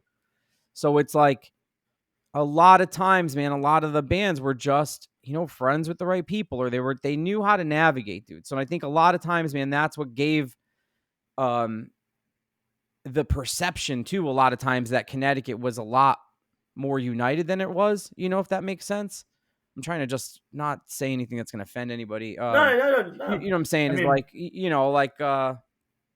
Yeah. I actually agree to that. I think that there was a moment in Connecticut hardcore where like there was a more a analogous group of like, this is Connecticut hardcore, because we were traveling more. And if a Connecticut band would play somewhere just outside, like if they played out in Boston, you might see a bunch of those Connecticut guys. Like there was a moment where there was a traveling squad. Totally. And to go on to something with like 100 Demons, like you were saying, like I think when that's 100 Demons to me is a perfect example of that. When Hatebreed got bigger, the light was shown in a great way to 100 Demons, right? So Jasta got their video on Headbangers Ball. The record and the single were just like sickest video. Yeah, and that song, it just really resonates with the ear very well too. So like if you're if you're not somebody who knows anything about where we come from, that song is so accessible. And I always thought that was one of the cool things that he did when he got on Headbangers Ball, man. And when you look back at some of those episodes, and you'll know that because you know all the bands, you're like, oh, I know that dude. I know. And watching him hook that up, and in turn, shining that light when he rose onto whether it's 100 Demons or a Death Threat or or The Distance or Dead Wrong or whomever, he was always and still is very good about that, and I think that one of the things that I always learned from him was that like you don't forget the dudes that hook you up or where you come from, like look at us, dude. You and I have been friends for 20 years, dude. Like, and it's like, why is that? It's like, you know what I mean, dude? It's like, I have so much respect for you. I love you. You know what I mean, dude? We've always been cool with each other. And I think things like that are just missing so many times, right? So many people start relationships to just get something out of somebody versus just like, yo, I just like this dude. He makes me laugh, or this person, And one of the cool things was that like when that ship rose, dude, he was able to shine the light on those bands and give back, which was super fucking cool. Cause that was something he learned early on and I picked up from him. And it was cool that when he got big, he still stuck with that, It's kind of a long answer there. I'm sorry. That's a big part of hardcore is there really is two types of people. There's a person that's like, we could pick things, like I said to you when we had our conversation post the podcast last week, I could pick right up with you like I just saw you last week, regardless of how many years it's been between. And the thing about it is because that my phone's always open. If you've got some idea, like, hey, check out this band. Hey, do this. And likewise. We're also at the age now where someone shouldn't be offended if you didn't wish me happy birthday or Instagram or hey, he hasn't texted me in a while. This modern era, there's this constant need to stay in each other's social, like in the social window, when it's like, dude, Chris from Overthrow sent me a video of him playing with Strife, and I was so psyched, like, fuck him, Yeah. seeing Overthrow again. Like, it's cool to still have that connection. But when you are coming up, the best thing to do is lend a hand to your friend, get him up there too. You know, Totally. like raise. Richie Crutch always says, and he's always said it is, oh, fuck, I can't even fuck the fucking quote up. That's how retarded my day was today. High tide raises all ships. It's Like, true. bring your people with you. Bring your people with you, because if you're not, and also if you're not bringing your people with you, who are you fucking surrounding yourself with? Well, Now, I think that was always what was cool about the older dudes too, man. Is like when Voice of Reason started, or when the Distance first started, a lot of those dudes, you know, like the Pete's of the world, the Aarons, you know, all those guys were supportive instead of being like, you know, standoffish or being like, oh, fuck these young bands or these younger kids. You know, we went into it respectfully. You know what I mean, dude? Like, I never went in there being like, let me go try to fucking mosh or do this or do that. Like, I just wanted to watch and observe. And then, you know, eventually got to the point where you feel comfortable talking to these people. And I think a lot of that's kind of missing sometimes. But again, dude, it's just such a different world because, like you said, man, sometimes you follow somebody online and it's like it makes you feel like you know them, dude. I mean, like, I don't want to come off like a dick, but dude, there's some people who come up to me and they'll say something, and I'm like, dude, I don't even fucking know you. Like, why are you joking with me the way that like somebody else would joke with me? there's an intimate comfort because you constantly scroll in this, and obviously live on this internet world. Right. Now, the cool thing that comes into your world is that because you didn't go to college, did you even graduate high school? Next, No? I plead the fifth on that one, buddy. All right. Let's Good. Fuck yeah, yeah, GED style. I love it. let's not. So, Well, listen, I plead the fifth well, on no, that because one too. I plead the fifth on the GD. so, Okay. well, this is what's so cool is, and this is like the Jay Reason stuff that comes into play here. You got an education in how to navigate a world beyond just being a hardcore dude. Well, And in this, yeah. Oh, sorry. Go ahead. this is where you take the learning, the backdoor administrative end of the Stillborn, and this is where you're at now. And I really don't know, aside from, you know, the Danny Diablo podcast and the stuff that you've been doing with the Static Era, like how many people really know what Jay Reason got involved with post the beginning of the end man, of the Stillborn it's a era. pretty crazy journey. So after, I would say I turned 30 years old. It's like 14 years ago. We toured pretty hard. You did a bunch of shows for us, and I was always so grateful. You always hooked up the Distance, man. I love you for that. Especially too when a lot of my friends kind of turned their back on us when we tried to do a little bit of a different record. But we'll save that for a part two. But you always looked out for us, dude, and I love you for that. But you know, obviously, dude, I had something in mind that I wanted to do, and when it didn't hit that for whatever reason, I was kind of like, all right, man, I don't want to be one of these bands who then goes back and is kind of like, let's make a hardcore record and pretend it didn't happen, because I would make the same record twice. I'd make that record again today, right? So after the Distance, I do a band with the guy. It's pretty much Hatebreed minus Jasta. That's me singing, called Black. And we did a record on Think Fast, recorded with Zeus, play a couple shows. And I think for a second, I really did want to tour again, because we were just, you know, Distance was all I ever did, man. All I did was tour, and that was it. Beatty was getting record. I can't remember what Hatebreed album cycle it was on. It's whatever the first one Wayne joins on, but basically Beatty and Wayne end up joining, you know, link up with Hatebreed on this really long tour cycle. Sorry for the noise in the back. No. This long tour cycle. Very Connecticut. And yeah. This long tour cycle, and then like we kind of just can't play shows, and Beatty's like, yo, you should like get fill-in members. And I was like, well, dude, I'm like, I only want to do it if I could do it with you, you know? So long story short, dude, I kind of just say like, all right, I'm gonna go try to find a fucking job. And kind of like I touched on earlier, dude, I didn't do great in school. I plead the fifth on GED and any kind of graduation kind of stuff.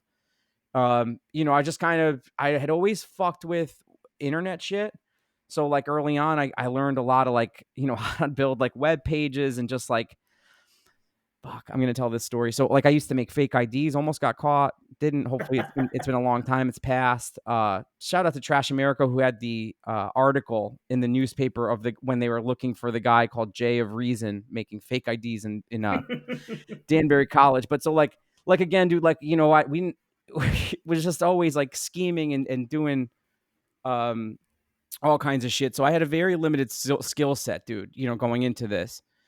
So, shout out to my friend Brett. He's like, "Yo, I can get you a job," which was like he worked at this place that did, for the lack of a better description, like the back end systems of like websites for radio stations. So I was like, "All right, this is kind of like music adjacent. I can kind of do this, whatever. It's pretty easy money."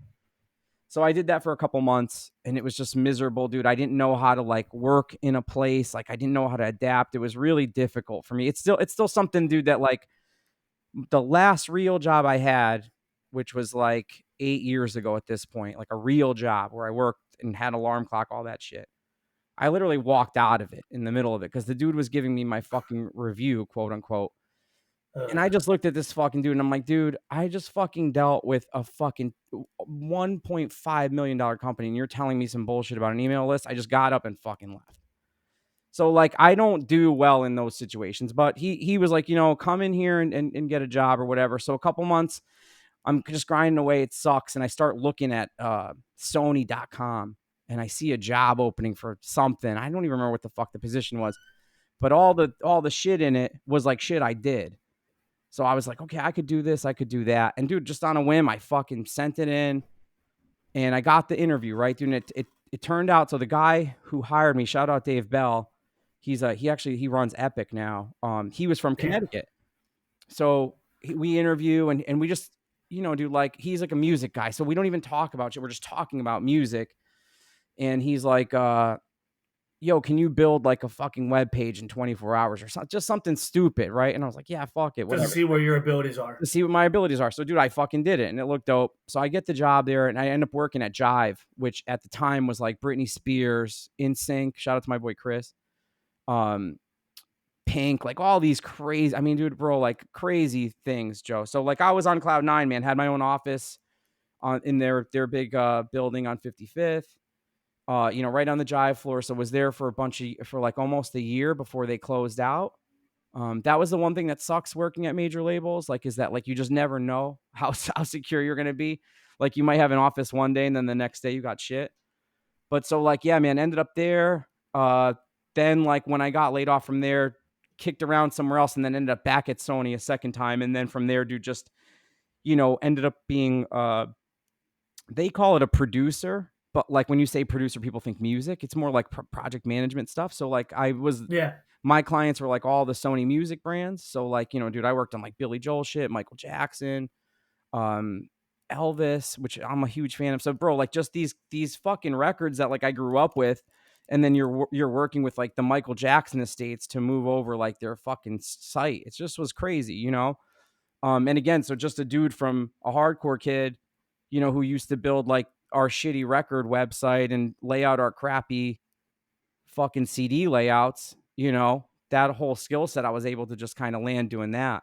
So it was pretty Was there wild. a lot of prerequisites? Were a lot of prerequisites that you didn't think that you had that came into play that just came from the stillborn and the hardcore era? Yeah, dude, totally. I mean, I still till this day, Joe, will tell you that I don't know what I'm fucking doing, and I think it's just because everything is so unique that I never feel like I have the answer for whatever somebody's asking me until I get dive in. So going into that, I was a little nervous, but at the same time too, I was like, well, dude, I don't want to fucking die in Connecticut because I knew that there was this whole other world, bro. We used to go to Europe. We fucking toured. I had friends all over the world. And like, for me, a driving thing was like, I didn't want to be a dude who was in a band and then just got home and then just fucking became a dude in Connecticut or just didn't go to shows. No, like nothing. I needed another chapter, dude.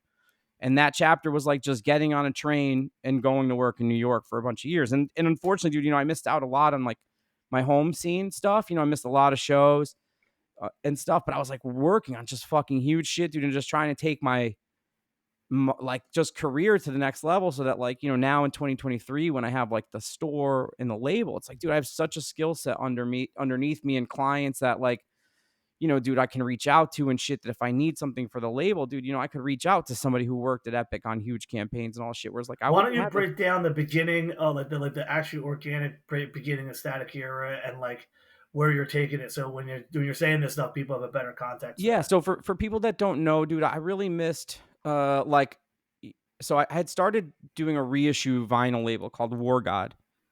I do that with Ryan from Outbreak. Shout out Outbreak if anybody remembers them. Dude, he's the man. Oh, I Ryan's haven't the seen him man. in forever.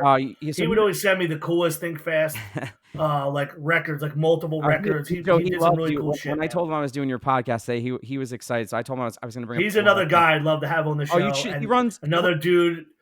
He hustled. He hustled just like anyone else. I think he kind of got lost in the sands of I time, mean, I think a lot of but bands I of think our he era, busted his ass, man. a lot of bands of our era, unfortunately, did, man. The distance is one of them, But so Ryan and I had started this reissue label, right? The first thing we put out was a In This Moment reissue. We just this record store day last week put out Verve Pipe. So we do a lot of like cool stuff. A lot of it comes from Sony, from my relationship at Sony, which was awesome. Shout out to Bill who set that up for us.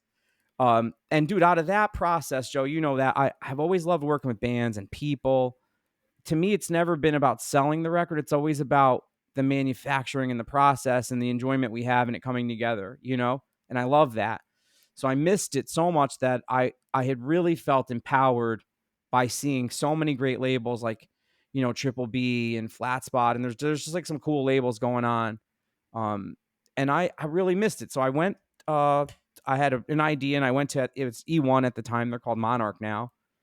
I went to my boy at E1 and said, like, look, man, I really got this idea to start a new label. I kind of want to do like rock guitar orientated stuff because there's so many great hardcore labels, and I didn't want to get into that. So I want to start stuff where it's like, oh, the hardcore dudes does a rock band, I'll put out that record. So like we did like Sights and Sounds, which is Andrew from Comeback Kids bands, shit like that. But yes, I went to Monarch, E1, whatever, told them my idea, and they were on board. So we went after like the Cornerstone reissues and Dismay, and there's a lot of stuff that's not on Static Era that is distributed by me, that I spent a lot of money to get back online, cleared some stuff with people, paid to rematch, just spent whatever it took to get some of these records back online, and pay for some of our bands. Like we did a new Cruel Hand record 2 years ago. We have a new band called Cinema Stare that just went up. We did Tim from VOD's band called Rolling Coffin that just came out. So a lot of shit like that, Joe. Fuck yeah. But in all that, dude, I record number 2 was a band is a band called Husbandry from Brooklyn, who's amazing. If your listeners, it's for fans of, I would say it's Aaliyah meets Fugazi, female fronted, super sick guitar riff, like Mars Volta shit. It's amazing. She has amazing vocal range. So the day that I get the fucking vinyl for that, bro, and they're supposed to play their record releases, the day that all the shows get canceled for the fucking pandemic. And now, again, dude, keep in mind, I had just gotten an advance from a company to start a label. I've just manufactured fucking a ton of vinyl for Sights and Sounds, tons of vinyl for Husbandry. And I'm kind of fucking assed here, man. I'm a little freaked, because I'm like, how the fuck am I going to move this shit back? How am I going to get any of this stuff resolved? And then like right down the street from where I live, I saw a store for rent. And I was like, oh, fuck, man, I'm going to call this dude and see what he wants for it. Because it's a pretty poppin' area. But again, dude, it's pandemic. So there's shit's just businesses are going, everything's closing. I mean, I remember telling my friends in the group chat, like, yo, I'm going to fucking open a record store. And these dudes like literally wanted to have an intervention because they thought I was fucking like on drugs, But yeah, man, I opened it up in the middle of the pandemic because I had to pivot the business. And luckily, dude, 2.5, almost 3 years later, dude, we're fucking kicking ass. So yeah, we're like I always say we're a record label with a storefront because we're never, to me, the label is always going to be first. That's my dream. It's my passion. It's what, I have a vision for the label to be something. And I was talking to you about that offline. I don't want to put it all out on here, but I have a vision for that. And the store definitely helps that. But I'm really thankful of everybody who's come through to both. Definitely send me your demos because I'm always looking to sign shit. It's got to be exciting, and I feel like it's a hard thing to do what you just laid out very quickly. Because the thing about it that I see as a tying point throughout this entire story of yours is you're the kid that called Don Fury and didn't give a fuck. you're the kid who rolled up into Sony and was like, yo, I can do this. Give me a shot. I think the bold steps without the foundation of like, here's my certificate at Yale, here's where I Right. went and did this. I think that in an industry specifically geared towards people that are willing to take risks, the music industry for you is something that, I mean, you are succeeding at. It has to be bizarre if you zoom all the way back out and think about the fact that because you played in this punk band, and you did these tapes, and you played with these bands that no one in your area and Sony know who the fuck they are. That was actually a better, and then in the years to come, that working with Jamey, even just setting up tapes, you learned more in the music industry at the base underground, true underground level Oh, totally. than And dude, somebody who could come out of a college degree now could ever even walk into Sony's door and have the same prerequisites and experience that you have. well, and listen, I think so much of that, dude, is the hardcore kid in us, right? It's like, think about hardcore. It's like you just go up there and you fucking hope for the, at least in the beginning, right, dude? Like, you kind of like, you go up there, you're jumping around, you look like a fucking idiot. And it's like, dude, if you could do that, why can't you ask for a shot? And I think for me, dude, again, my growing up, my parents being immigrants, dude, my mom would always just say, like, oh, you could do it. Just go, we write a letter to fucking whoever or do that. Like, it's so funny because I still say to her every day, I'm like, she'll bring something up and I'm like, Mom, that's not how it works. But to her Mhm. credit, maybe it fucking is. I have no idea because I do crazy shit. And I think a lot of that time too, dude, is like, you got to remember something, Joe. I didn't have, my parents couldn't give me $150 to go do the demo, right? I had to go do it. So like, there was all these things where like, if you wanted something, you just had to find a way to fucking do it. I didn't have no other way. So for me, even still to this day, dude, like my driving force every day, dude, is like, I don't want to fucking wake up with an alarm clock.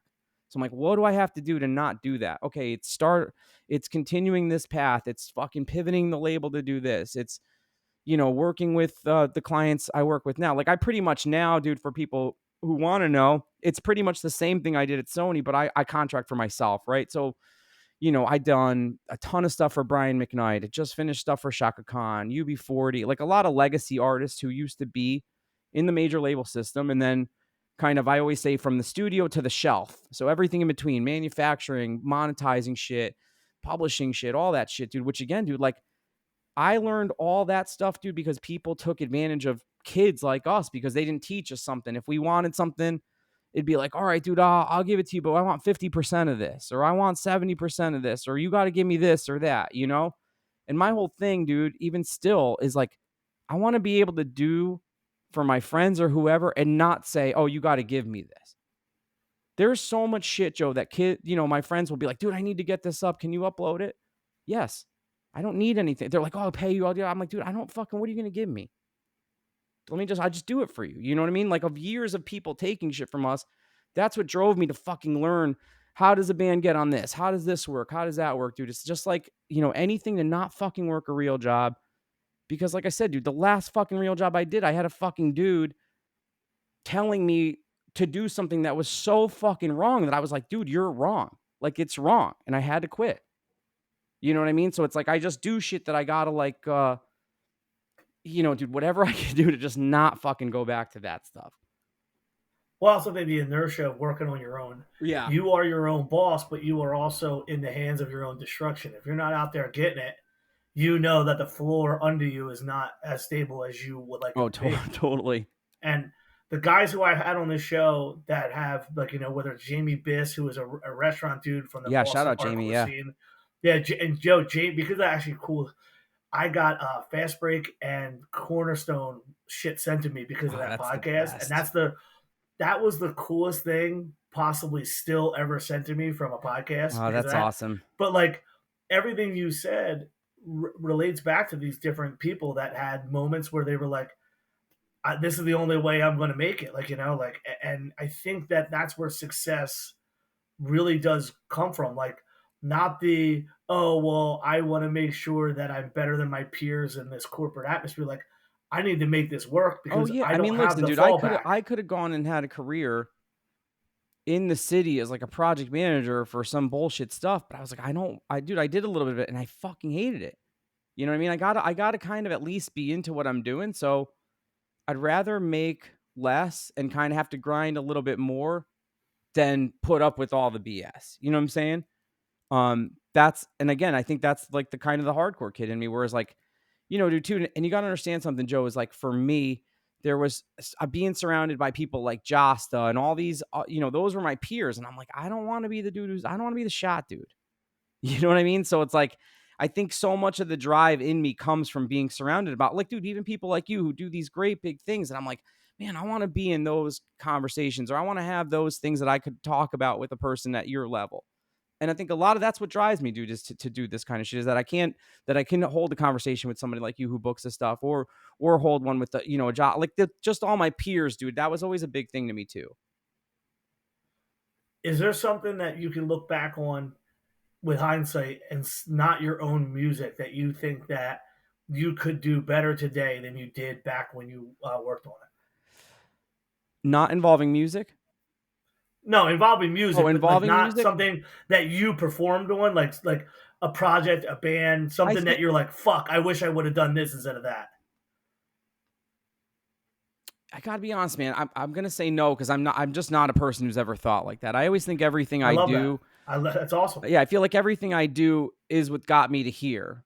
And I'm in a good Bingo. spot now. So whether I was maybe not in a good spot when whatever was happening, like, I don't know, man. I'm not like I said, bro. I'm not a dude who thinks about changing things because I know it's impossible, right? So like, I would, dude, I would record the fucking sellout record again the exact same way, dude. I'd make it more rock. So I'm a dude who push shit more. I mean, I like that. I'm a disruptor, dude. I love just pushing shit. What's the worst that's gonna happen?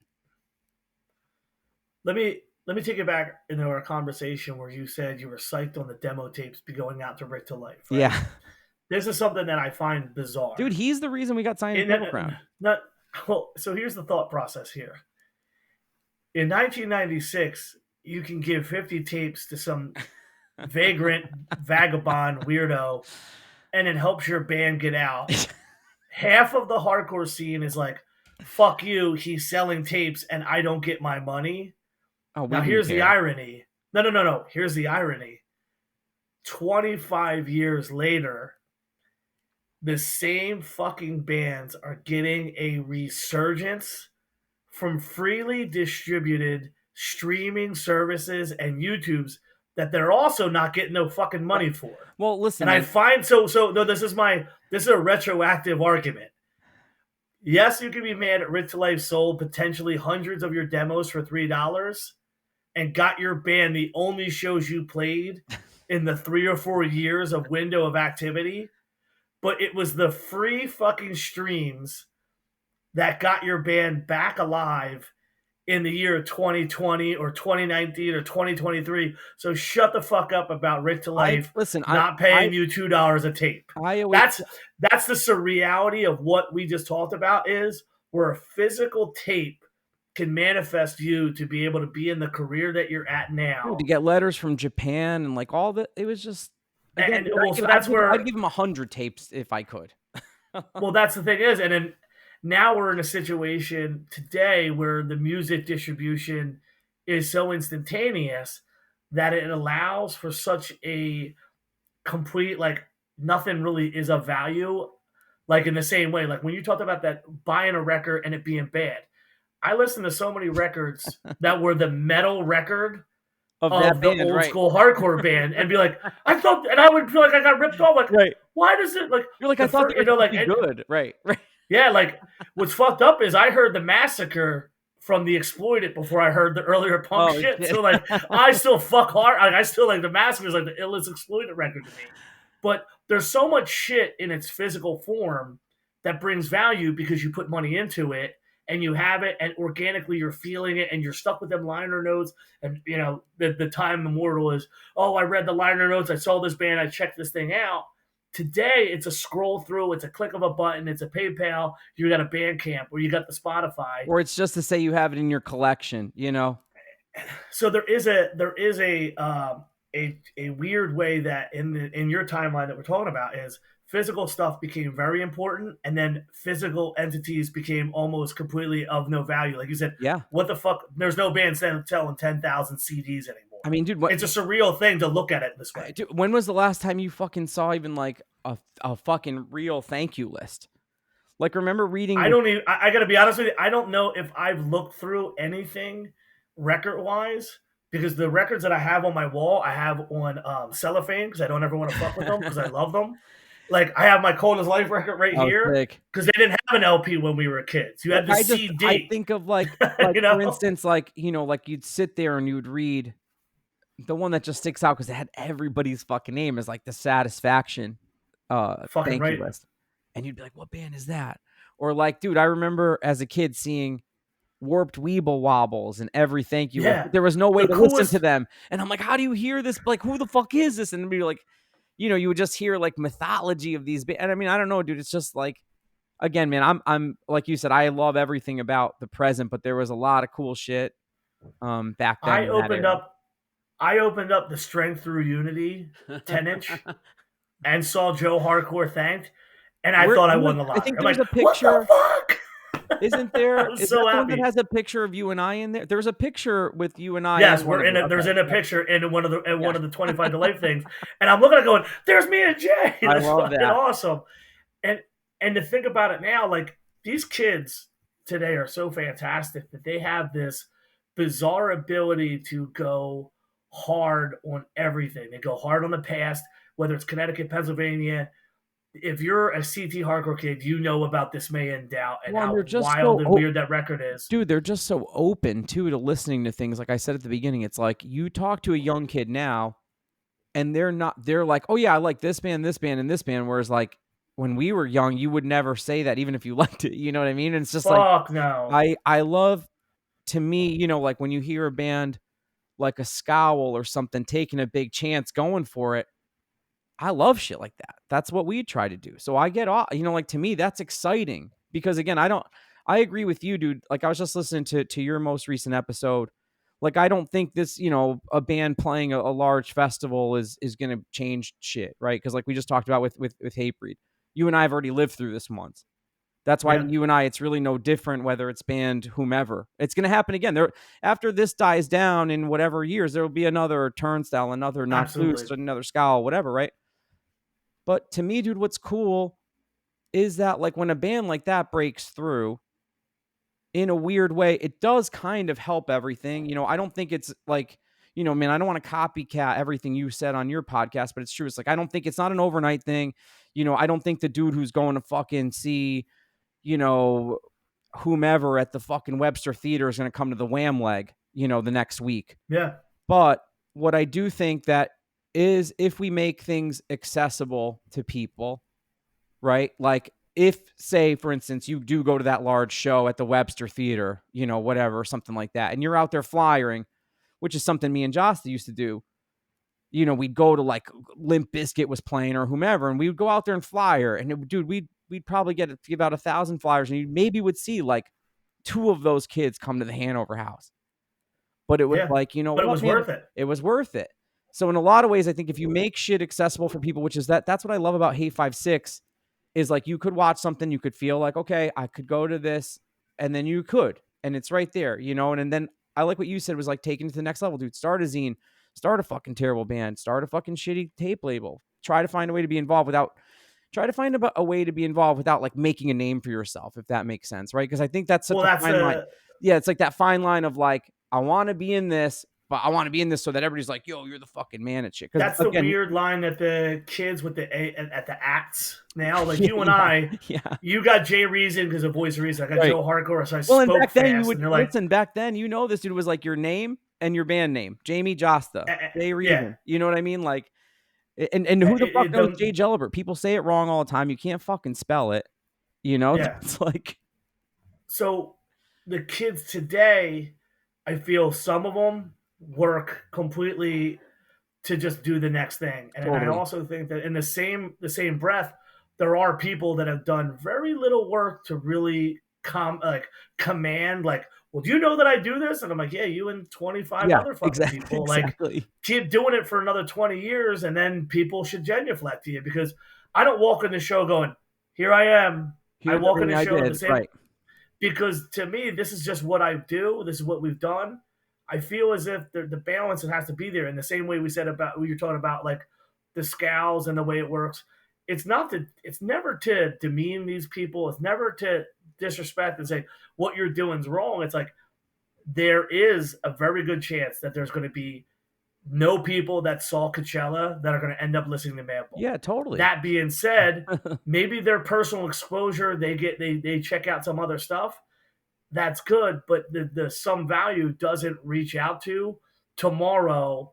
Like you said, whether it's the Wham leg, whether in Brockton they have that the Brockton VFW, Right. or even the First Unitarian Church, the ticket numbers don't change. I always say it's Yeah. the goldfish theory. It's The same always size venues always hold whatever band, like, and it's kind of cool if you think about it. Like, if you have a band that comes to the church for Philly, oh, this band also sold out. This right. band also sold out.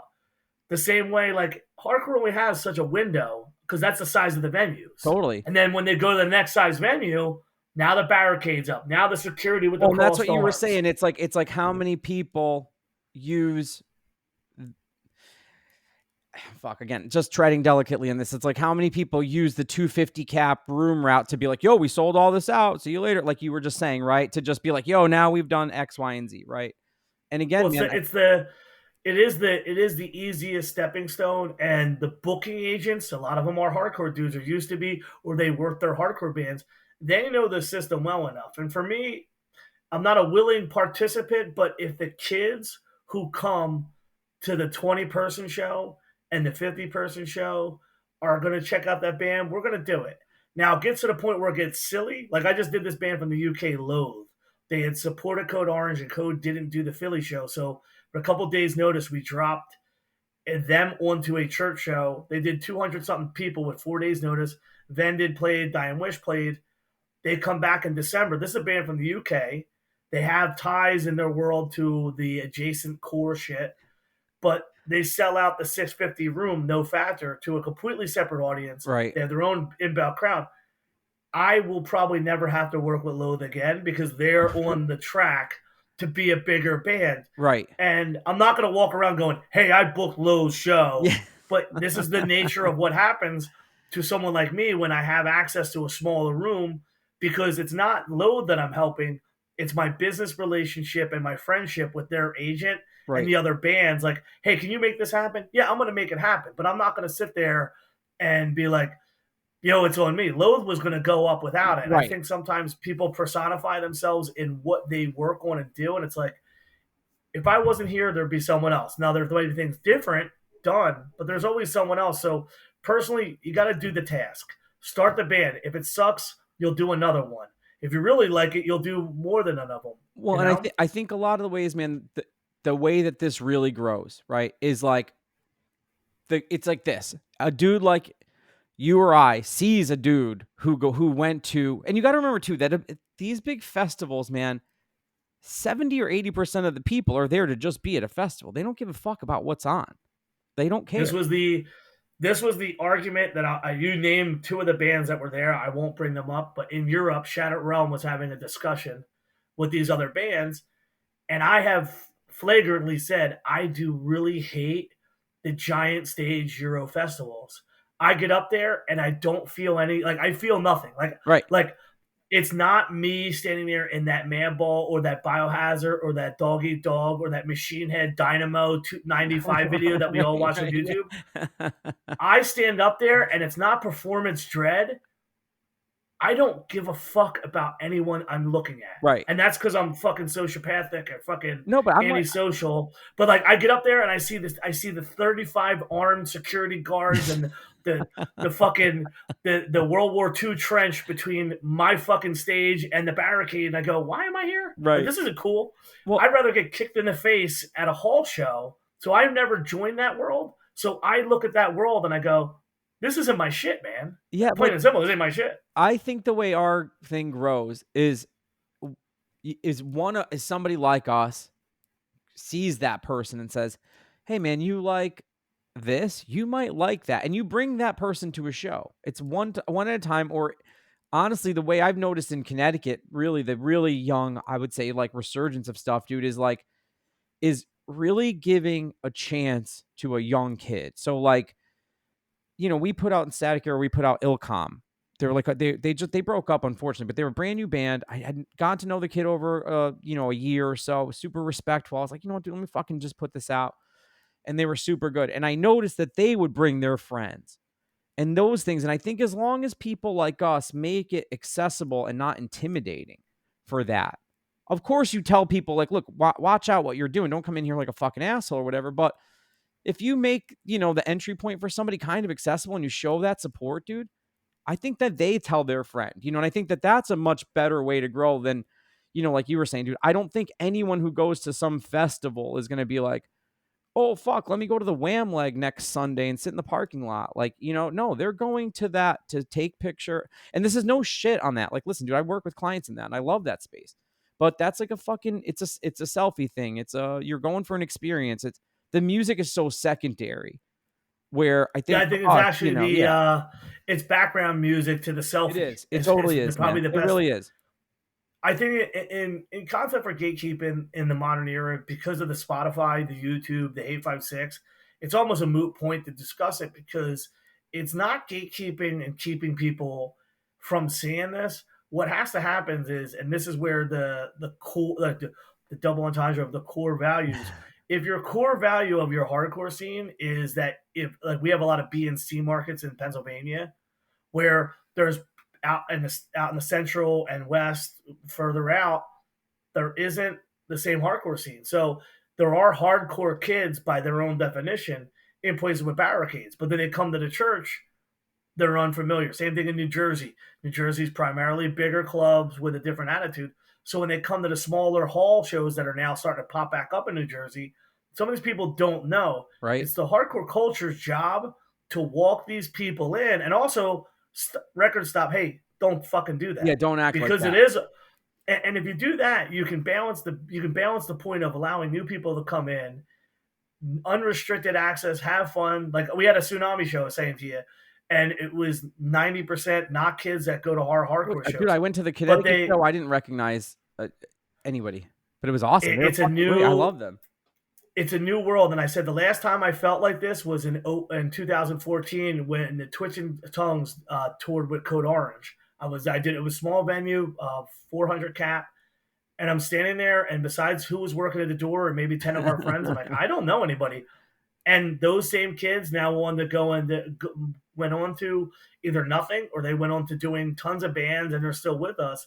It's our job as we get older, and the people that are doing these shows, shepherd people in, give them the respect of showing up, but they'll also not be afraid to tell them outright, because of the internet is the new way of everything. Like in retroactive, hey, you should have did this. Well, why didn't you say it in person? It's always say like, oh, there's a fight. Why didn't you say it in person? Yeah, and I think that.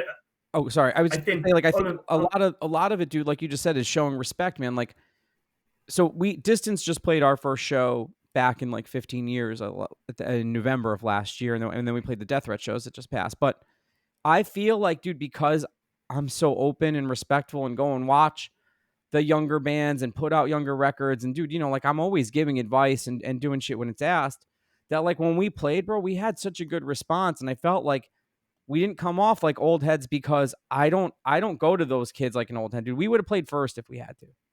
You know what I'm saying? Like I'll never, and you know that about me, dude. I will never go into something being like, I should be here, or I should do that. Like I should always open. Why the fuck wouldn't I?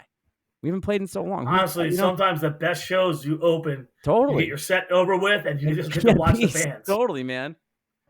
There's a weird pecking order now where you pay, like bands like scoff at either money, scoff at how big their flyer. Like we talk about your podcast, how big your logo is on the flyer, or like, oh, we're playing after them. It's like, dude, the last thing most people want to do is sit holding the bag and having the headline. Totally. Anytime you can get up there, play in front of people, you should just feel proud that you are able to do something, because most of the people that live on your street don't get to do these things. And that's something man. that ties everything.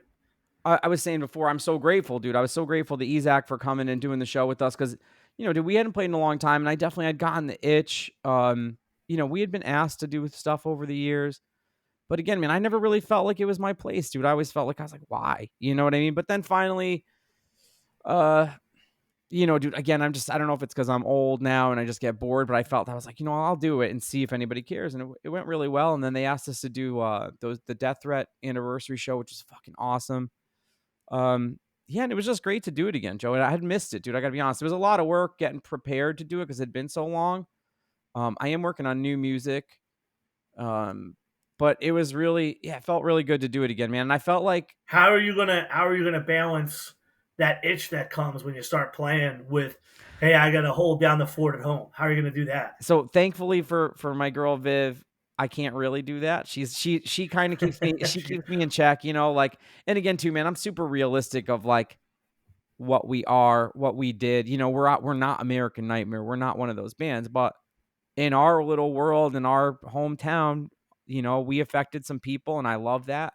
And if we could play once a year, dude, twice a year, I'll be so happy, man. Like I said, I'm not a looking back person. You know that about me. I'm always working on something new. So a lot of this too is like it's cool because it really just gives me a platform to talk about new music again. And when my track is done, which I'm wrapping up with Greg Thomas from End um in a couple weeks, and then hopefully it'll be out for the summertime, man. It gives me a new platform to be out there. So now it's not like all of a sudden like, oh, this fucking dude's just out with the song again. You know what I mean? Um, but dude, I think I'm like you, man. I'm always gonna have that in me. I'm always gonna want to play, and I always love the record we did, and I feel like it goes over better now than it ever did. Dude, like with the past two shows we played, we always did good in our hometown. I don't want to make it sound like whatever, but bro, when we played the last two shows, it was like a different, like the record. I think just over time has people understand what we were going for. Where maybe at the time it was a miss. What again? Like in right now, Twitching Tongues just said, "Hey, we're coming back." Right. There was a moment where they were the coming up, but when they took their music offline with what was most popular, people were kind of like, now this next generation came in and they give these records a listen, they give it a second touch.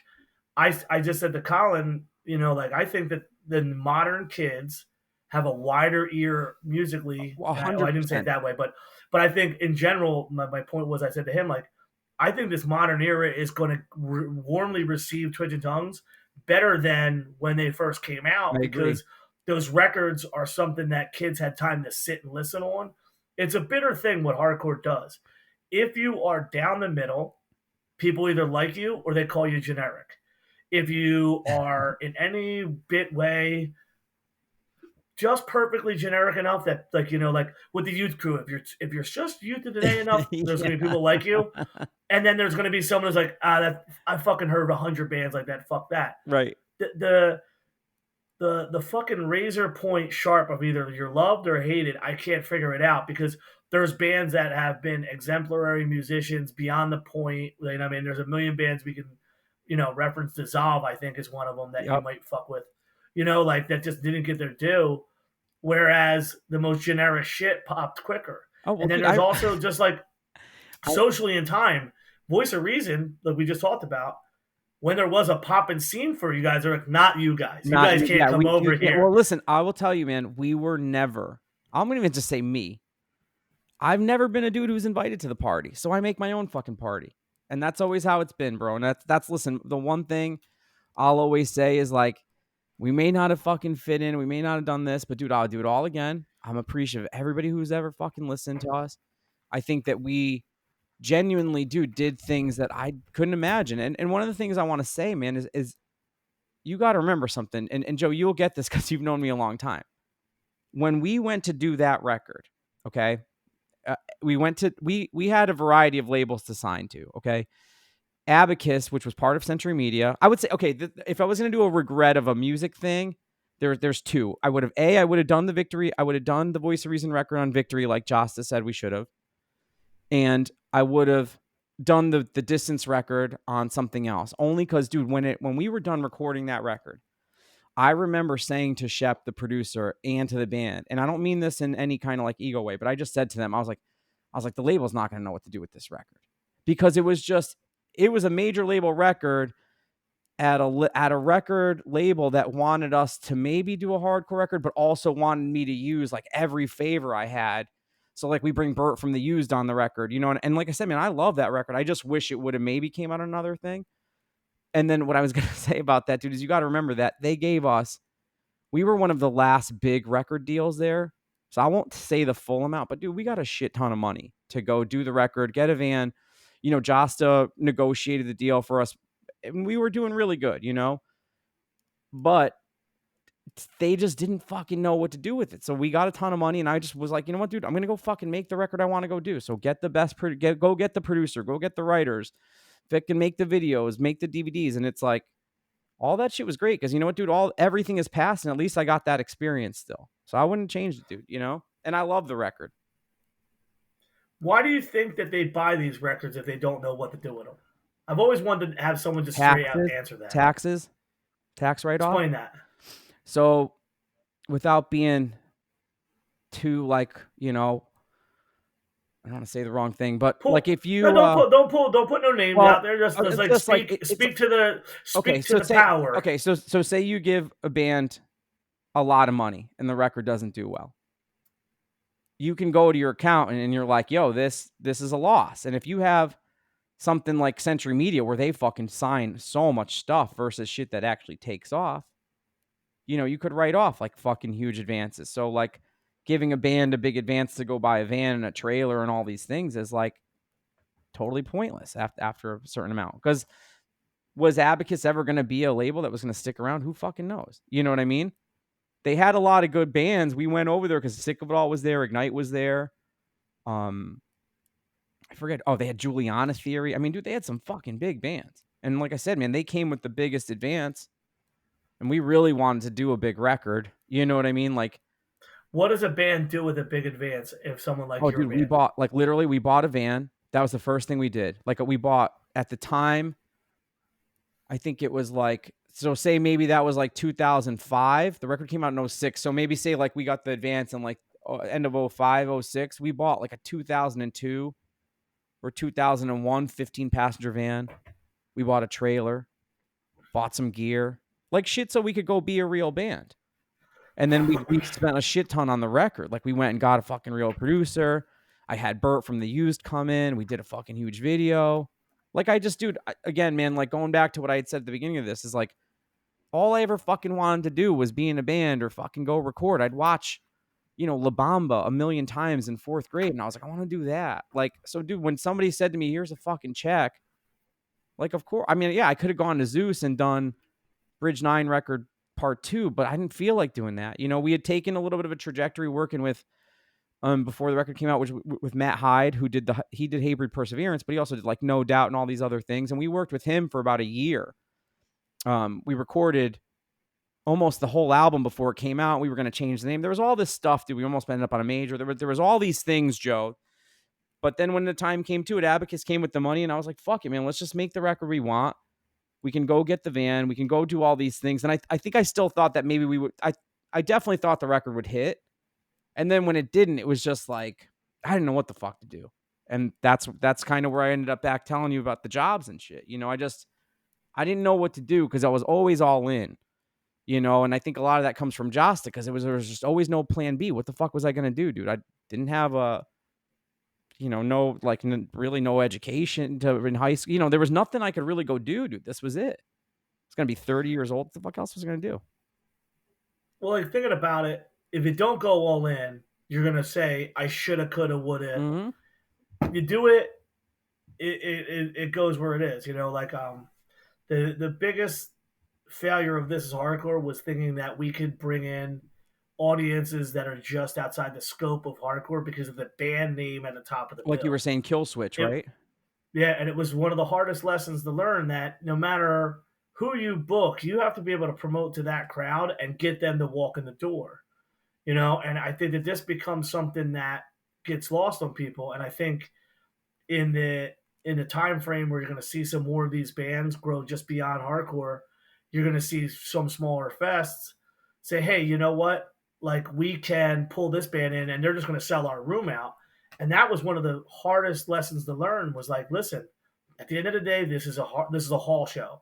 I rent the motherfucker like a hall. I have to get my Right. own insurance, like, and I have to treat it like a hall show and stop pretending like there's another world if I just do 10 other things. No, it's not there. Right. And I think that if you had written anything less than what you wanted to and done the things and in your fashion, bring in these people and do this thing, you would be sitting here with a different attitude. And I think the Oh, perspective that a perspective hundred that you percent, came man. from it A hundred carries percent. you to this day. Well, and listen, man, I'm also not gonna lie and say I don't sit here and think like, like for instance, when the first time we went to Europe, it was right after the record came out. The record was released on Alvaron over there, which was like, Yeah, and I would just remember them being that like, was that was a Shattered Realm versus Punishment mistake. oh, so they, John, who's my friend, John's my friend, and he said, if you want, I'll put you on Eulogy, but it'll be through Alvaran. All the old heads told me Europe ripped everybody off. Don't do it. Blah blah blah. So Punishment never went to Europe. Our records never got to Europe. Through whether it was Too Damn Hype or Thorpe, we never had a chance. And then Shattered Realm, because they went Eulogy I Alvaran, remember. That's how I even knew who they we were. and the same thing for it was Shattered Realm, Bury Your Dead, and someone else all went to Alvaran, and it was night and day. Even though when we were playing, like we were all getting decent responses, and we were touring all the same. We were all friends. I can't tell you how many shows we played with all the same bands, but it was that European Alvaran connection that really pushed Shattered Realm way further along in the European Yeah, world. I mean, I got to shout out Jasta to that because so it was funny. Like I remember specifically, dude, like our record comes out and we're trying to just go for not, I don't want to say different tours, but yeah, like kind of just different stuff, right? And I remember we're supposed to go to Europe, which I'm so happy we saw it through because the lineup was Sick of It All, Madball, Terror, Walls of Jericho, Comeback Kid. You would Uh, have paid for part of their bus. That's yeah, the trick, right? well, so Josta got us on it because Hatebreed had just finished over something there. But I remember that at the same time, 18 Visions needed somebody to open their US tour. And I remember so desperately wanting that tour. And Josta was like, bro, it's fucking Europe. Like, you got to go. And we went to Europe. And to his point, I'm so glad that I did. So, like, again, I have these times, not regrets, but just these like, man, I should have listened to, like these I should have listened to Josta and done this or that, and that's one of those things. I'm glad I listened to him because that tour was such a great experience getting to go to Europe there. We were on Alvaron, so people knew the record. But where I was going with that was the first thing that they had said to us, because originally Jake Bannon was supposed to do the cover art for the record. And the fucking Abacus staff outside of my boy Joey was pretty punishing, and they were just like harassing him. So Jake was like, I can't do this because these dudes are just like on my ass. So we had to just get whatever done. And so shout out to Scott McGrath from Maggot Stomp, who ended up like putting together the layout at kind of like Century Media Abacus's direction. And they went for obviously like a very like new emo looking cover. And listen, dude, I'm not going to say I fought them on it. I didn't give a shit. I was like, yeah, if this will get us on Best Buy or whatever, I'm down. I don't want to front like anybody forced me to do no shit.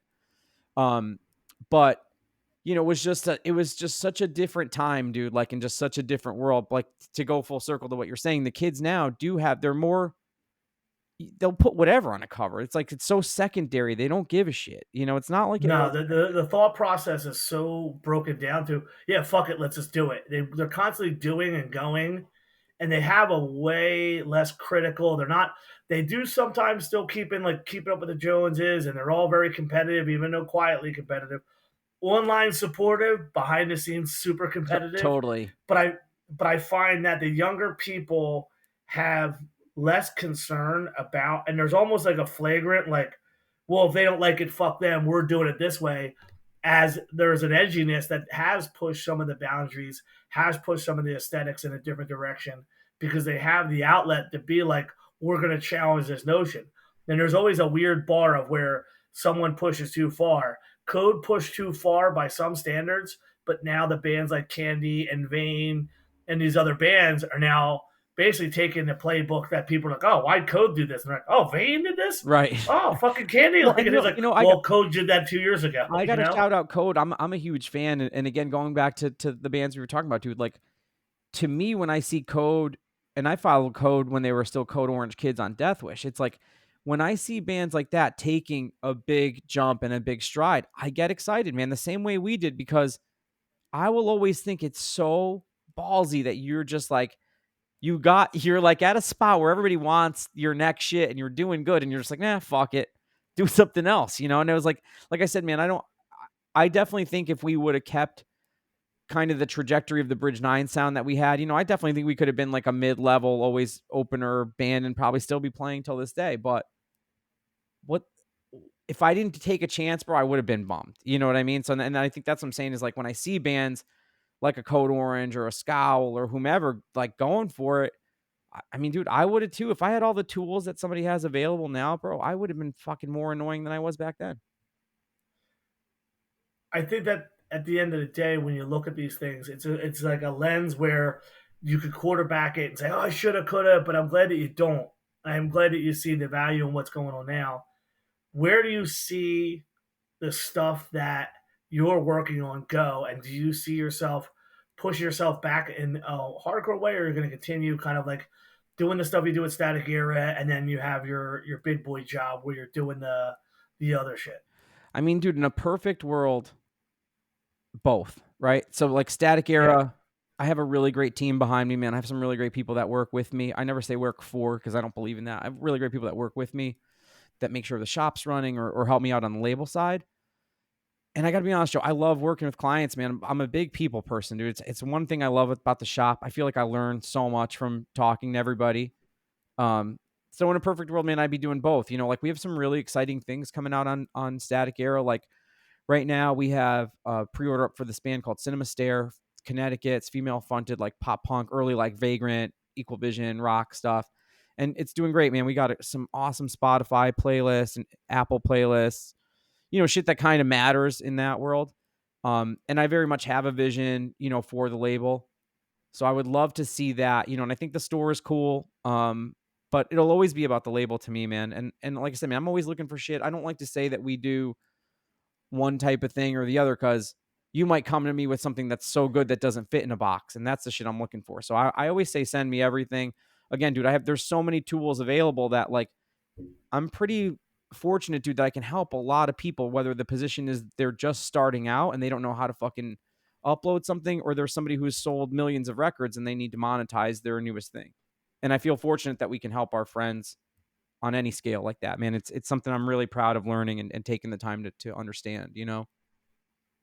I think your communication skills are on par. Thank Like you. the to your point and all the amazing things. I tell you, I have this thing right here. Let's circle back to that. Yeah. I've got this little. I got my Sean right here.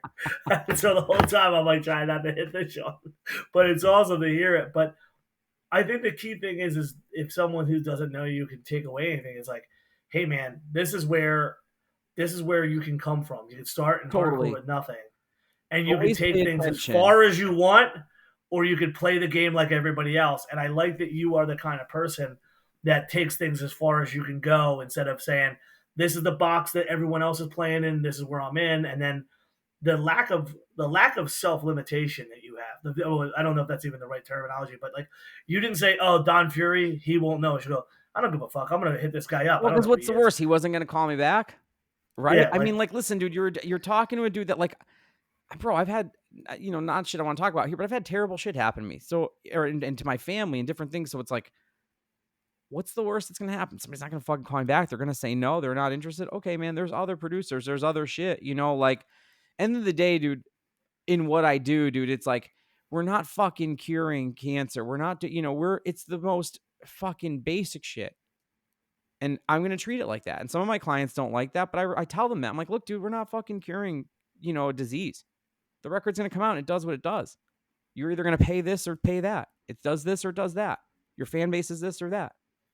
And I think a lot of times, man, it's when you put yourself on these expectations or you build up something in your head, like, if I would have said, oh, I'm going to start Static Era and it's going to be the next this and we're going to do that or this or that, I would have just been setting myself up for failure. Because, dude, you know how hard it is to get a fucking Spotify editorial playlist? You know how hard it is to fucking find a good band that isn't already taken or fucking doesn't want. I mean, it's hard. And it's harder than ever in 2023 when there are so many great labels.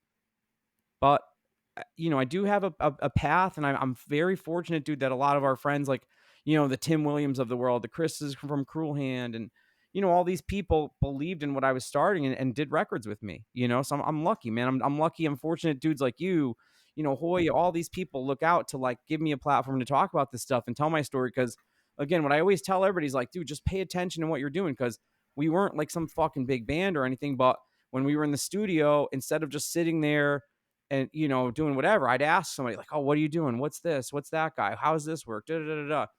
To the point, maybe annoying at sometimes, but dude, now if you need something, or somebody, a listener needs something, dude, you could fucking ask me. And most of the time I'll know it, or I'll know somebody who can do it for us. Well, that's what I was going to leave you with. The last thing I want to talk about is because of how much you relied early on mentorship.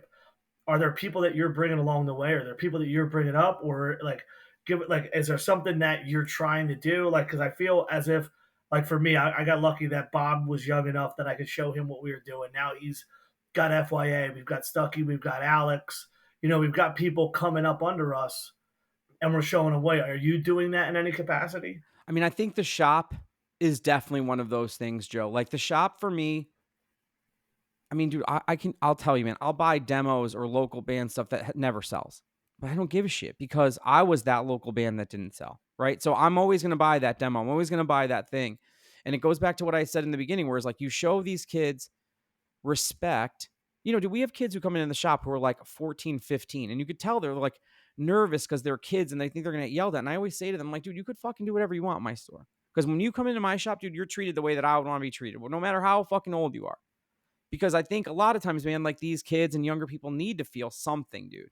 And for me, if I can do that and provide that in any context, dude, I'm always accessible. So like, while I don't, provide like say like a hand, like a one-on-one mentorship with somebody, like I definitely always help the local promoters, like the, Seventh Circle. Shout out to Seventh Circle guys. Those are my dudes. Everything. They are fantastic, and Yeah. they've been doing a great job.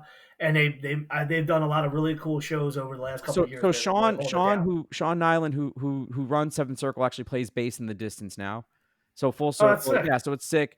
And again, just dude, like everybody, I think, or at least I feel, and I'll say it on here, is that like I am super available. Again, if somebody has a question, I'm not saying I'm not a lawyer or nothing, but like, dude, if you ever have a question or you want to know how something works, like fucking hit me up, man. Like that's, Joe, how I got to where we are, was so many people were Absolutely. available. You know what I mean? And so I'm always available. I'll never not have the time for somebody, because you know what, dude, like I remember not getting that response or not whatever from somebody. So dude, it might take me a fucking month, but I will always email you back.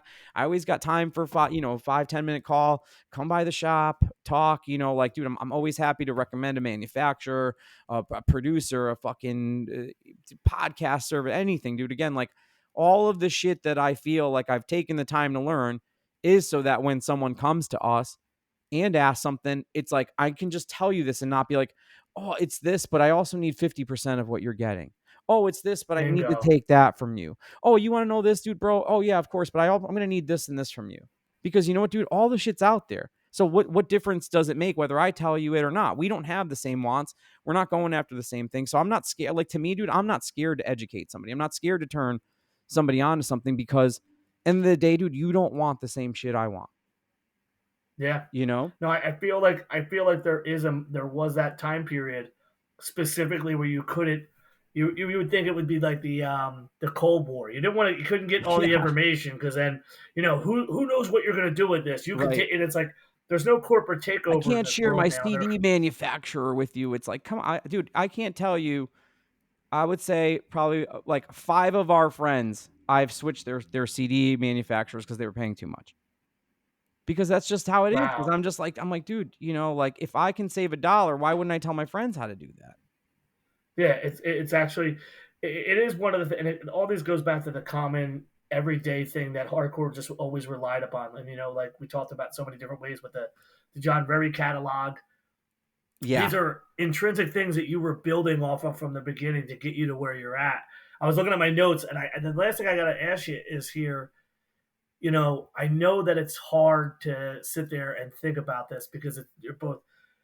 Is there stuff that you wish you would have done once you learned from the distance back to Voice of Oh yeah, Reason, or did you? of course. Yeah, like I said, man, I wish we, and a lot of it just had to do with the accessibility, man. I wish we could have toured. I wish Voice of Reason could have played to California. I wish we would have done the record on Victory, which was like So we did real. This is going to make it really short, but we did a song on this, a victory comp. It was a Yeah. Old Strong 99, right? Yep. Jasta produced it for us, and in all there, I don't want to talk too out of turn. It was a long time ago, but we were maybe going to do the record on Victory.